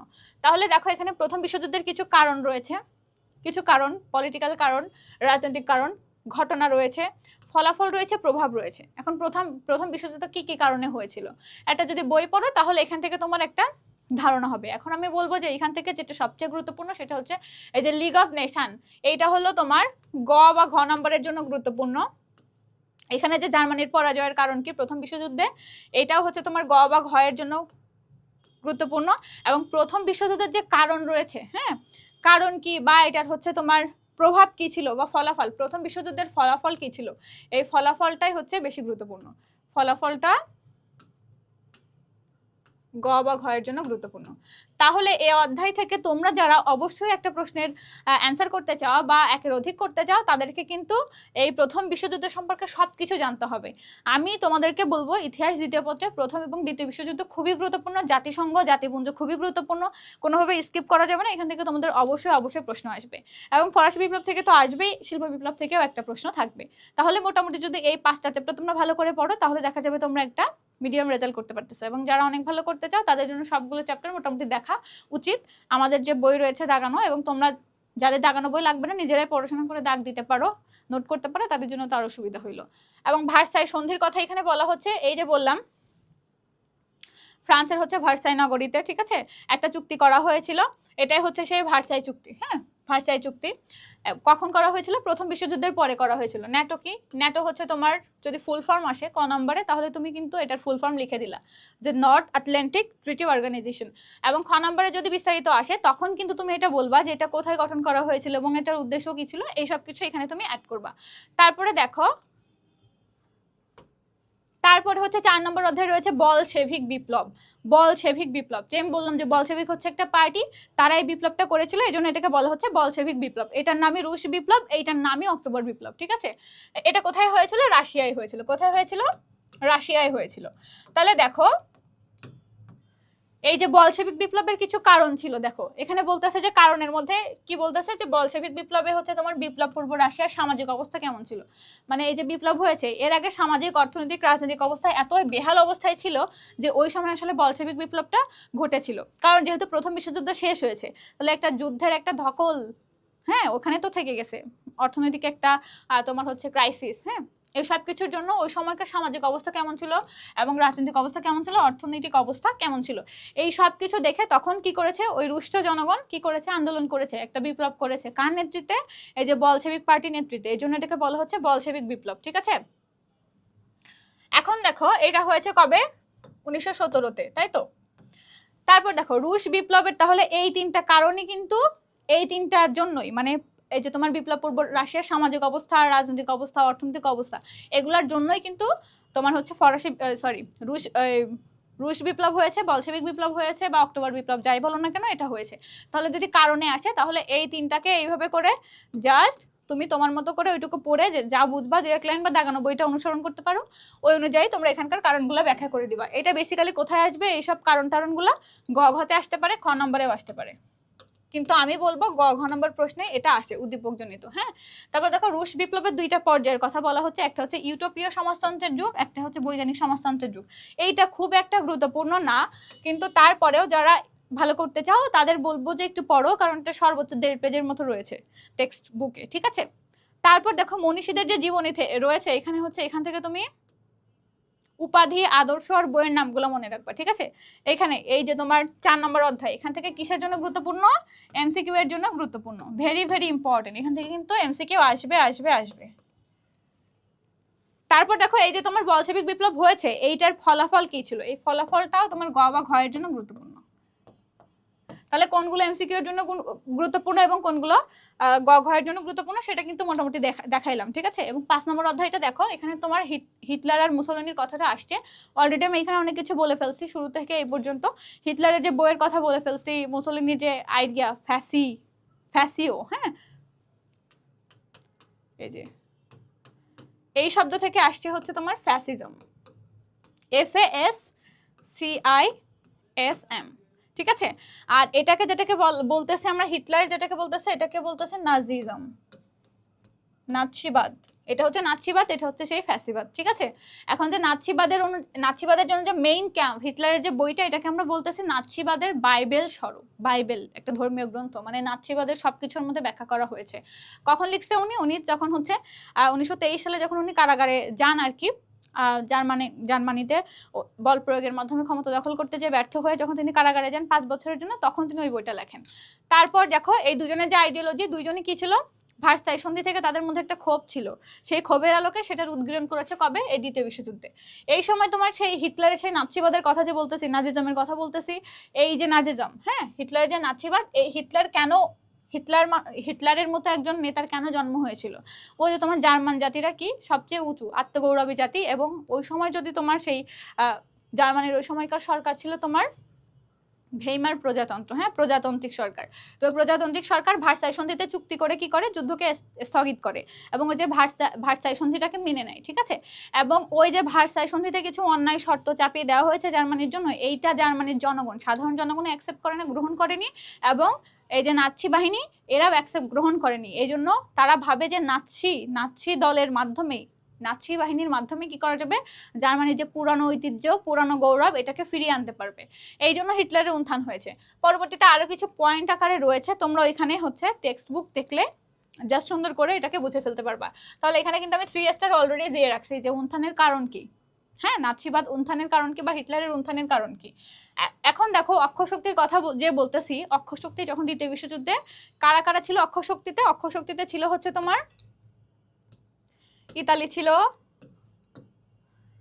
তারপর হচ্ছে এখানে জার্মানি ছিল, জার্মানি তো শুরু করছে পোল্যান্ড আক্রমণের মাধ্যমে 1 সেপ্টেম্বর। তারপর ছিল হচ্ছে জাপান। এখন এখানে তোমাদেরকে আরেকটা বিষয় ক্লিয়ার করবো, সেটা হচ্ছে জার্মানির বার্লিন শহর, ঠিক আছে, ইতালির কি রোম, আর জাপানের কি, জাপানের হচ্ছে টোকিও। তাহলে এই দুইটার যে একটাই আমি বলি না কেন, সেইটা কি হবে, সেইটা হবে তোমার অক্ষশক্তি। কি হবে এটা, অক্ষশক্তি। আর একটা ছিল তোমার মিত্রপক্ষ, কি ছিল, আর একটা মিত্রপক্ষ। এখন মিত্রপক্ষে কারা ছিল, যে দুইটা পক্ষের মধ্যে যুদ্ধ হয়েছে, দ্বিতীয় বিশ্বযুদ্ধ। তাহলে এই যে তোমার দ্বিতীয় বিশ্বযুদ্ধের কথা আসছে, দুইটা পক্ষ না, দুইটা পক্ষ ছিল, একটা হচ্ছে তোমার অক্ষশক্তি, এই যে অক্ষশক্তি, আর একটা ছিল তোমার মিত্রপক্ষ। দেখো মিত্রপক্ষে কারা কারা ছিল, ইউকে ছিল, ইউএসএ ছিল, তারপরে হচ্ছে তোমার ফ্রান্স ছিল, রাশিয়া ছিল, চায়না ছিল, ঠিক আছে। এরা হচ্ছে তোমার ওই যে মিত্র পক্ষে ছিল। এবং এই দুই পক্ষের মধ্যে যুদ্ধ শুরু হয়েছে কবে, 1939 সালে শুরু হয়েছে 1 সেপ্টেম্বর। পরবর্তীতে 41 সালের পর থেকে এই মিত্রপক্ষ গঠন করা হয়েছে। কিভাবে করা হয়েছে, প্রথমত ছিল তোমার ইংল্যান্ড, মানে ব্রিটেন যেটাকে আমরা বলছি, যুক্তরাষ্ট্র ছিল, ফ্রান্স ছিল, রাশিয়া ছিল। এখন হচ্ছে তোমার ফ্রান্স আর রাশিয়া হচ্ছে বিপক্ষ শক্তি কিন্তু, এবং এই দুইটাকে একসাথে এই তোমার হচ্ছে ফ্রান্স আর ব্রিটেন, এই দুটা একে অপরের বিপক্ষে লাগাই দিছে কে, ইতালি, ওদেরকে, ঠিক আছে। তারপরে আবার এই যে তোমার ফ্রান্স আর ইউকে আবার হচ্ছে তোমার ইউএসএ, এই তিনটা মিলে আবার রাশিয়ার বিপক্ষে আসছে। তারপর আবার ওই রাশিয়া তোমার হচ্ছে জার্মানির সাথে, হিটলারের সাথে একটা চুক্তি করছে যে এখানে কোনো অনাক্রমণ চুক্তি, মানে কেউ কাউকে আক্রমণ করবে না, কিন্তু ওই চুক্তিকে ভঙ্গ করে হ্যাঁ, ওই চুক্তি না মেনে তখন কি করছে, জার্মানি যে রাশিয়া আক্রমণ করছে, তখন এরা কিন্তু সবাই স্টপ, এরা কোনো কথা বলতেছে না, ঠিক আছে, যুদ্ধের সময়। তারপর এখানে চায়নাকে অ্যাড করা হয়েছে, যে চায়নার মধ্যে জাপানের যে অংশগুলো ছিল, জাপান যে অংশগুলোকে দখল করে নিয়েছিল ওইগুলো তাদেরকে ফেরত দেওয়া হবে, এইসব প্রতিশ্রুতি দিয়ে মিত্রপক্ষে ওদেরকে অ্যাড করা হয়েছে। এখন যে তোমার এই অক্ষ শক্তি আর হচ্ছে তোমার মিত্রপক্ষের মধ্যে যে যুদ্ধটা হয়েছে ওইটাই দ্বিতীয় বিশ্বযুদ্ধ। কবে শুরু হয়েছে? 1939 সালে, ঠিক আছে, 45-এ শেষ হয়েছে, তাই তো। তাহলে এই টোটাল যে বিষয়টা, অক্ষ শক্তি বলতে কি বোঝো যদি তাহলে প্রশ্ন হয়, তাহলে এখানে তুমি এগুলা লিখবা, লিখে যে দ্বিতীয় বিশ্বযুদ্ধের সময় এই তিনটা দেশ কি করেছিল, একসাথে একটা জোট গঠন করেছিল এবং দ্বিতীয় বিশ্বযুদ্ধ শুরু করেছিল, সেই জোটকে বলা হচ্ছে অক্ষশক্তি। শুরুতে ছিল কিন্তু এখানে জার্মানি আর ইতালি, ঠিক আছে। ইতালির বেনিতো মুসোলিনি যখন আবিসিনিয়ায় আক্রমণ করে, তখন জার্মানের হিটলার এটা সমর্থন দেওয়ার পরে তাদের মধ্যে একটা মিত্র মানে একটা সখ্যতা গড়ে ওঠে। তারপর ওইখানে জাপানকে যুক্ত করা হয়, ঠিক আছে, জাপানকে যুক্ত করা হয়। জাপানকে যুক্ত করে কি করা হয়, তাহলে সবগুলো শহর কি, জার্মানির বার্লিন শহর, ইতালির রোম শহর, জাপানের টোকিও শহর, এই তিনটা মিলে কি হচ্ছে, যে একটা তোমার হচ্ছে চুক্তি করেছে, সেটাকে ইতিহাসে অক্ষশক্তি বলা হচ্ছে। আর মিত্রপক্ষ আসলে, মিত্রপক্ষ বলতে কি বোঝো যদি বোঝায়, তাহলে এইটাই হচ্ছে সেই ব্যাখ্যা। শুরুতে কি বললাম, এখানে তোমার ইউকে আর ফ্রান্স একসাথে ছিল এবং ওরা যে হচ্ছে রাশিয়ার বিপক্ষে ছিল।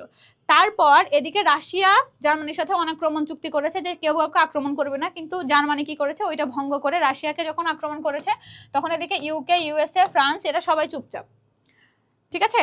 তারপর এখানে আবার চায়নাকেও এখানে যুক্ত করা হয়েছে, টোটাল মিত্রপক্ষ তাহলে ওইটা। এখন এই দুইটা নিয়ে আমাদের কিন্তু একটা কনফিউশন হয় এবং এই দুইটার একটা থেকে একটা খ নম্বর প্রশ্ন থাকে বা এখানে তোমার নাৎসিবাদ, ফ্যাসিজম এইসব থেকে যে কোনো একটা খ নম্বর প্রশ্নে থাকবে, ঠিক আছে। তারপর দেখো মুসোলিনির যে ফ্যাসিবাদের উত্থান কিভাবে হইলো বললাম ইতালিতে। এখন তোমার হচ্ছে বললাম যে হিটলারের যে নাৎসি বাহিনী ছিল, এখানে তার দুইটা বাহিনী ছিল, একটা এসএস, একটা হচ্ছে তোমার এসএ বাহিনী বলা হইতো। তাহলে এসএস যেটা সেটা তার হচ্ছে পার্সোনাল, ঠিক আছে।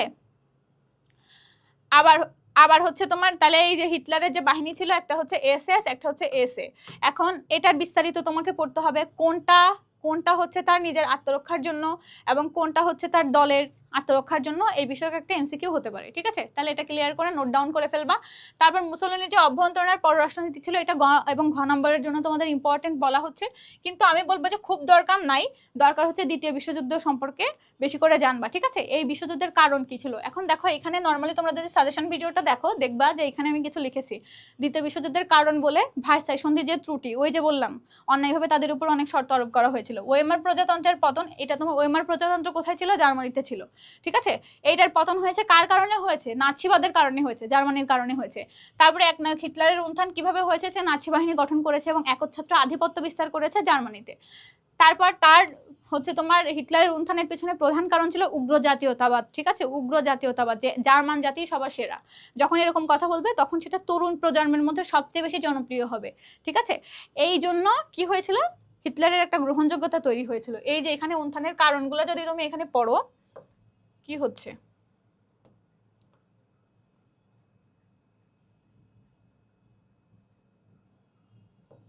উত্থানের কারণগুলো যদি পড়ো তাহলে তোমার জন্য এই অংশটা ক্লিয়ার হয়ে যাবে যে কিভাবে উত্থান হয়েছে, ঠিক আছে, যারা জানতে চাও। তারপর দেখো 1929 থেকে 30 সালে একটা অর্থনৈতিক মন্দা তৈরি হয়, যেটা সমগ্র ইউরোপে একটা অর্থনৈতিক চাপ সৃষ্টি করে, ঠিক আছে। এবং এই সব কিছু নিয়ে রাজনৈতিক অবস্থাও অস্থিতিশীল হয়ে যায়। এই সবের সুযোগ নিয়েই আসলে দ্বিতীয় বিশ্বযুদ্ধ শুরু করেছে জার্মান, কারণ জার্মান একে একে সব জায়গায় আক্রমণ করা শুরু করে, সেগুলো দখল করা শুরু করে, ঠিক আছে। এভাবে দ্বিতীয় বিশ্বযুদ্ধ শুরু হয় কিভাবে, ফর্মালি 1939 সালের 1 সেপ্টেম্বর যখন সে পোল্যান্ড আক্রমণ করে। তারপর হিটলারের সফল কূটনীতি, ওই যে বললাম হিটলার এখানে হচ্ছে রাশিয়ার সাথে অনাক্রমণ চুক্তি করেছে, কিন্তু পরবর্তীতে আবার ওই রাশিয়াকে আক্রমণ করে বসছে।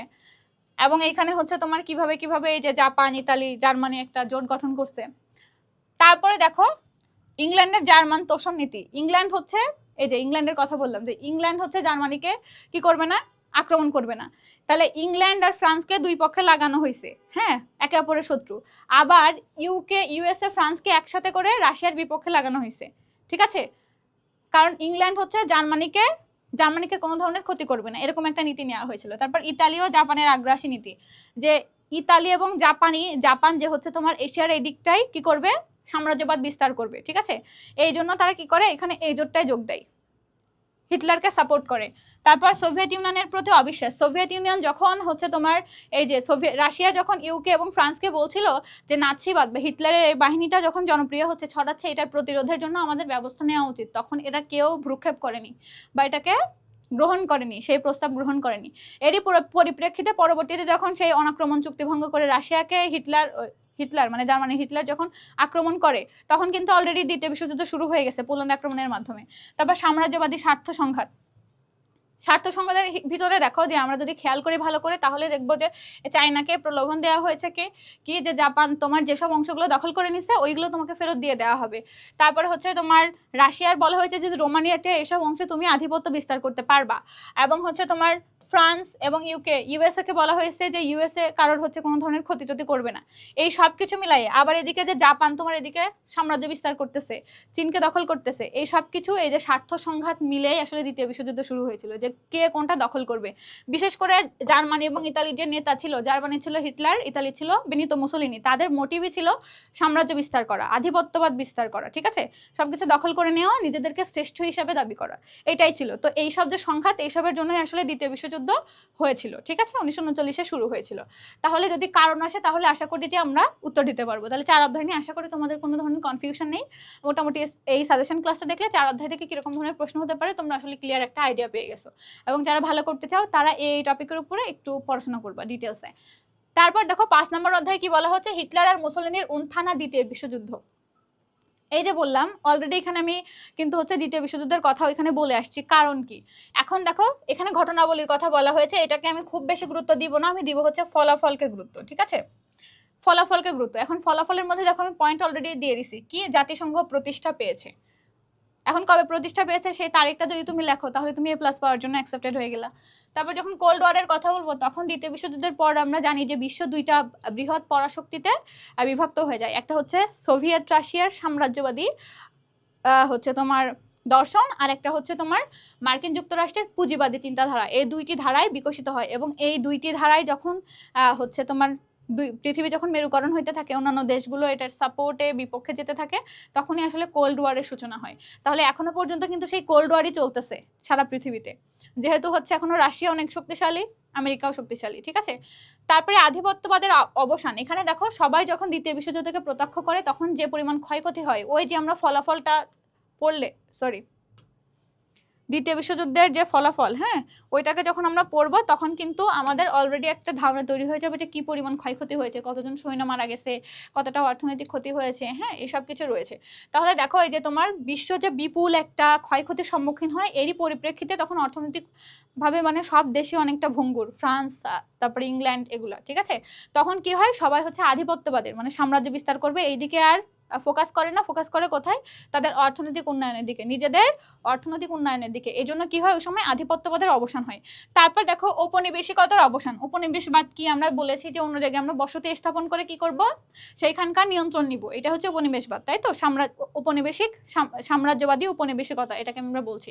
তাহলে যখন উপনিবেশবাদের অবসান হবে তখন কি হবে দেখো তো, চিন্তা করো, দ্বিতীয় বিশ্বযুদ্ধের পরপরই কিন্তু মানে 45-এ শেষ হয়েছে, 47-এ যে ভারত পাকিস্তান ভাগ হয়ে গেছে, মানে ব্রিটিশ সরকার আলাদা করে দিয়ে চলে গেছে, তাই তো।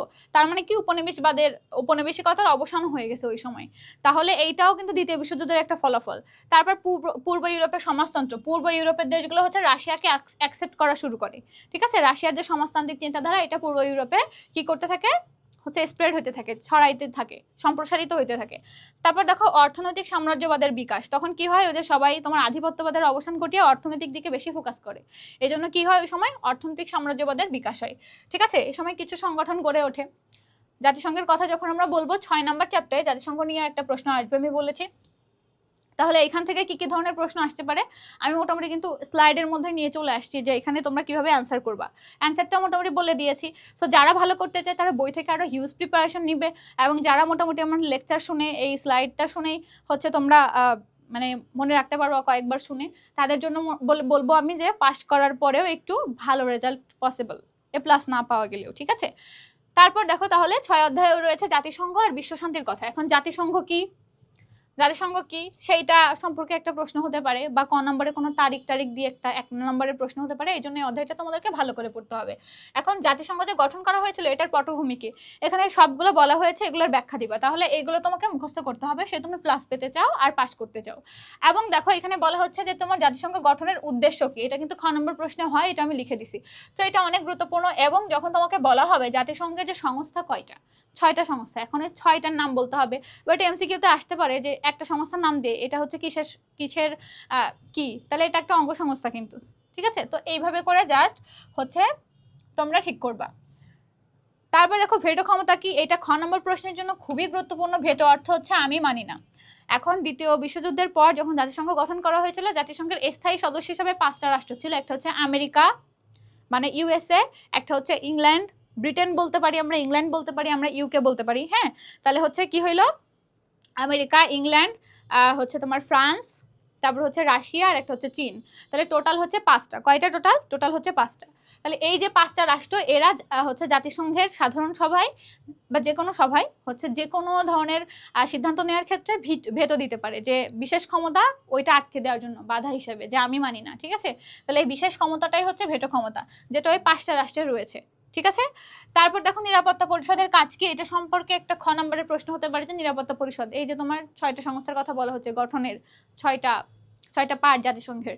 তাহলে এই যে নিরাপত্তা পরিষদ, এইটার কাজ কি, তখন তুমি এখানে বলবা যে এটা এখানে টোটাল সদস্য সংখ্যা কত এবং এটার কাজ কি, শুধুমাত্র কাজই। মনে করো 3টা বা 2টা কাজ রয়েছে, তখন তুমি 1, 2 লিখে 2টা পয়েন্টে জাস্ট এটাকে লিখে দিবা 2টা লাইন। তাহলে দেখবা তুমি খতে 2 এর মধ্যে 2 পেয়ে যাচ্ছ। সো এই অধ্যায় থেকে কিন্তু মার্কস পাওয়া অনেক ইজি, কিন্তু পড়াশোনা একটু কঠিন। তারপর দেখো আটলান্টিক চার্টার বলতে কি বোঝো, এই যে তোমার আটলান্টিক সনদ পড়তেছি না আমরা, এই আটলান্টিক চার্টারটাই হচ্ছে ওই বিষয়টা, যে হচ্ছে যখন তোমার হচ্ছে ফ্রান্স, রাশিয়া এবং ইউকে যখন একসাথে চুক্তি করে যে হচ্ছে যুদ্ধ শেষ না হওয়া পর্যন্ত আমরা সবাই একসাথে থাকবো একে অপরের সাথে, এরকম একটা চুক্তি হয়। হচ্ছে তোমার অক্ষশক্তির বিপক্ষে যখন যুদ্ধ করবে, মানে জার্মানি, ইতালি, জাপান এগুলোর বিরুদ্ধে, তখন আসলে আটলান্টিক চার্টারের কথা আসে, যেটা এখানেও তুমি ব্যাখ্যা পাচ্ছ, ঠিক আছে। তারপর দেখো জাতিসংঘ ভার্সেস জাতিপুঞ্জ, এখান থেকে তোমার গ বা ঘ নাম্বার প্রশ্ন আসবে, ঠিক আছে। গ বা ঘ নাম্বার প্রশ্ন আসবেই। তাহলে দেখো এটা 2টা তুলনা করতে বলবে, খ নম্বর প্রশ্নেও আসতে পারে। তাহলে এখানে জাতিসংঘ কখন গঠন করা হয়েছে আর জাতিপুঞ্জ কখন। জাতিপুঞ্জ আমরা জানি প্রথম বিশ্বযুদ্ধের পরের ফলাফল, এবং জাতিসংঘ হচ্ছে দ্বিতীয় বিশ্বযুদ্ধের ফলাফল, তাই তো। এবং জাতিপুঞ্জের কি ব্যর্থতা ছিল যে জন্য আসলে ওইটা সফল হয়নি, এবং জাতিসংঘের এখনো পর্যন্ত কি ব্যর্থতা রয়েছে, এই সব কিছু নিয়ে মোটামুটি 5-6টা পয়েন্ট আকারে ছক কেটে লিখলে বেশি ভালো হয়। ছক না করতে পারো তারপরেও হচ্ছে লিখবা যে জাতিসংঘ ভার্সেস জাতিপুঞ্জ এরকম ভাবে, বা হচ্ছে জাতিসংঘের সাথে জাতিপুঞ্জের তুলনা বলে জাতিসংঘ 1 নম্বর পয়েন্ট দিয়ে জাস্ট একটা লাইন লিখলা কালো পেন দিয়ে, তারপর একটা নীল পেন দিয়ে জাতিপুঞ্জ সম্পর্কে একটা লাইন লিখলা। এভাবে করে জাস্ট 6টা পয়েন্ট দিলেই গ নাম্বারের জন্য এনাফ, ঠিক আছে। তারপর সাফল্য আর ব্যর্থতার কথা আসছে এখানে, যে জাতিসংঘের সাফল্য ব্যর্থতা, এটা কিন্তু হচ্ছে তোমার গ ঘয়ের জন্য গুরুত্বপূর্ণ, ঠিক আছে। গ ঘয়ের জন্য গুরুত্বপূর্ণ, কিন্তু সবার জন্য ম্যান্ডেটরি না, এই জন্য আমি লিখছি যে নট ম্যান্ডেটরি, ঠিক আছে। কিরকম, কারণ এখানে অনেক বিস্তর ব্যাখ্যা রয়েছে যে জাতিসংঘ এই পর্যন্ত কি কাজ করছে, কোন জায়গায় সে সফল, কোন জায়গায় সে ব্যর্থ হয়েছে, মানে কোথায় সে শান্তি স্থাপনে হচ্ছে সফল হয়েছে এবং কোথায় ব্যর্থ হয়েছে, এই সব কিছু রয়েছে। তাহলে জাতিসংঘ থেকে এখান থেকে অবশ্যই প্রশ্ন আসবে। সো তোমরা যারা ভালো করতে চাও সুন্দর করে পড়বা।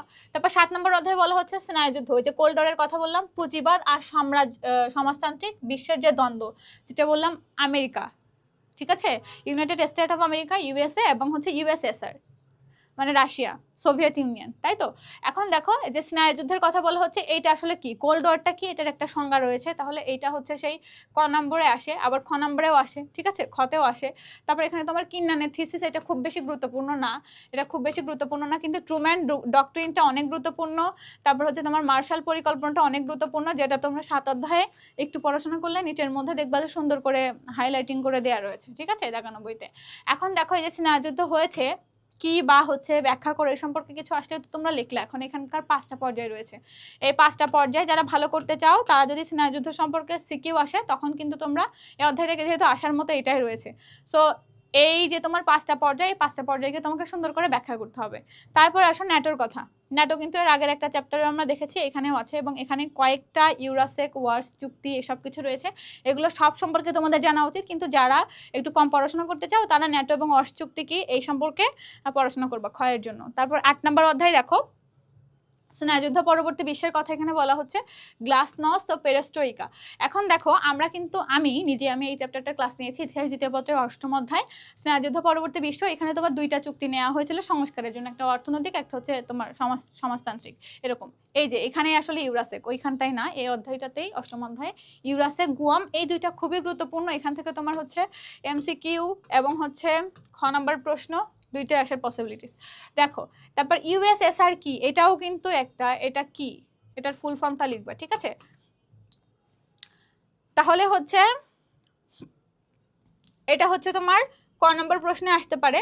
তারপর দেখো এই যে ইউএসএসআর এর একটা পতনের কারণ, এই পতনের যে প্রভাব হয়েছিল, একটা তাৎক্ষণিক, একটা হচ্ছে সুদূর প্রসারী প্রভাব। যখন ওটা ভেঙে যাবে তখন কি হবে, ওটার ক্ষমতাও কমে যাবে, তখন তাৎক্ষণিক কিছু প্রভাব দেখা যাচ্ছে। এটা এভাব না, প্রভাব, প্রভাব আর সুদূর প্রসারী প্রভাব, ঠিক আছে?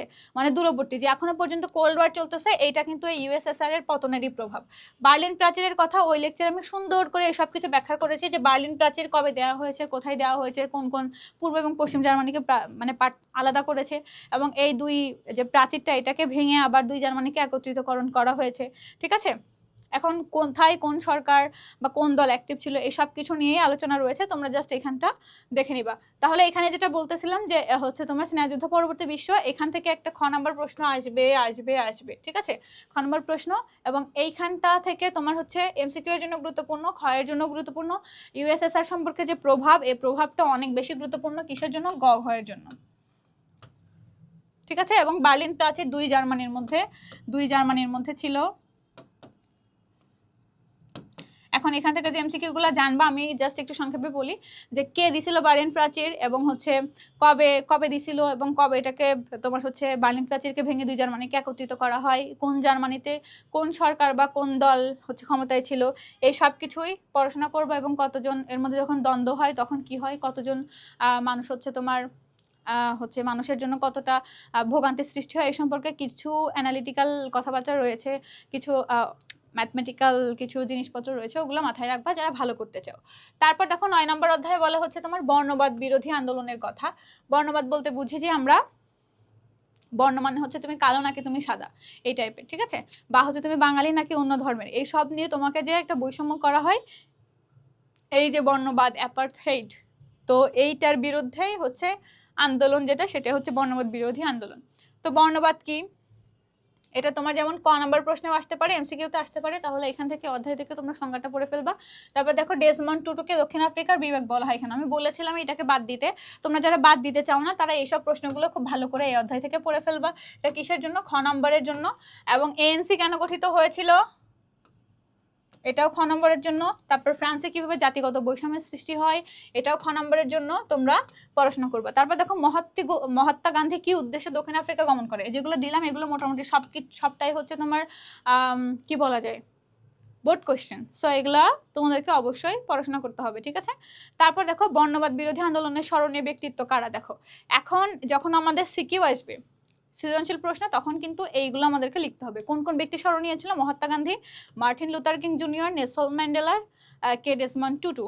তো এইসব এনারা কিভাবে অবদান রাখছে, এগুলোর তখন আমাদেরকে একটু ব্যাখ্যা লিখতে হবে, ঠিক আছে? বা অবদানটা কি, এই সম্পর্কে কিন্তু এমসিকিউ আসতে পারে, এই ব্যক্তিদের সম্পর্কে কি আসতে পারে, এমসিকিউ আসতে পারে। তারপর দেখো এই অধ্যায়ে বলা হচ্ছে 1914 সালে একটা অর্ডিন্যান্স জারি করা হয়, দ্য ব্ল্যাক অর্ডিন্যান্স নামে, যেটাকে বলা হচ্ছে কালো আইন। কারা করে এটা, ইংরেজরা করে, ইংরেজ সরকাররা করে, শ্বেতাঙ্গ সরকাররা করে।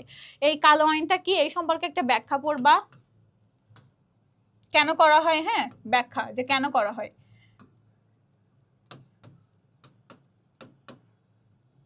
আর এখান থেকে যেটা তোমার গ এবং ঘ নম্বরে রিলেট করতে হবে সেটা হচ্ছে মহাত্মা গান্ধীর ওই বিষয়টা।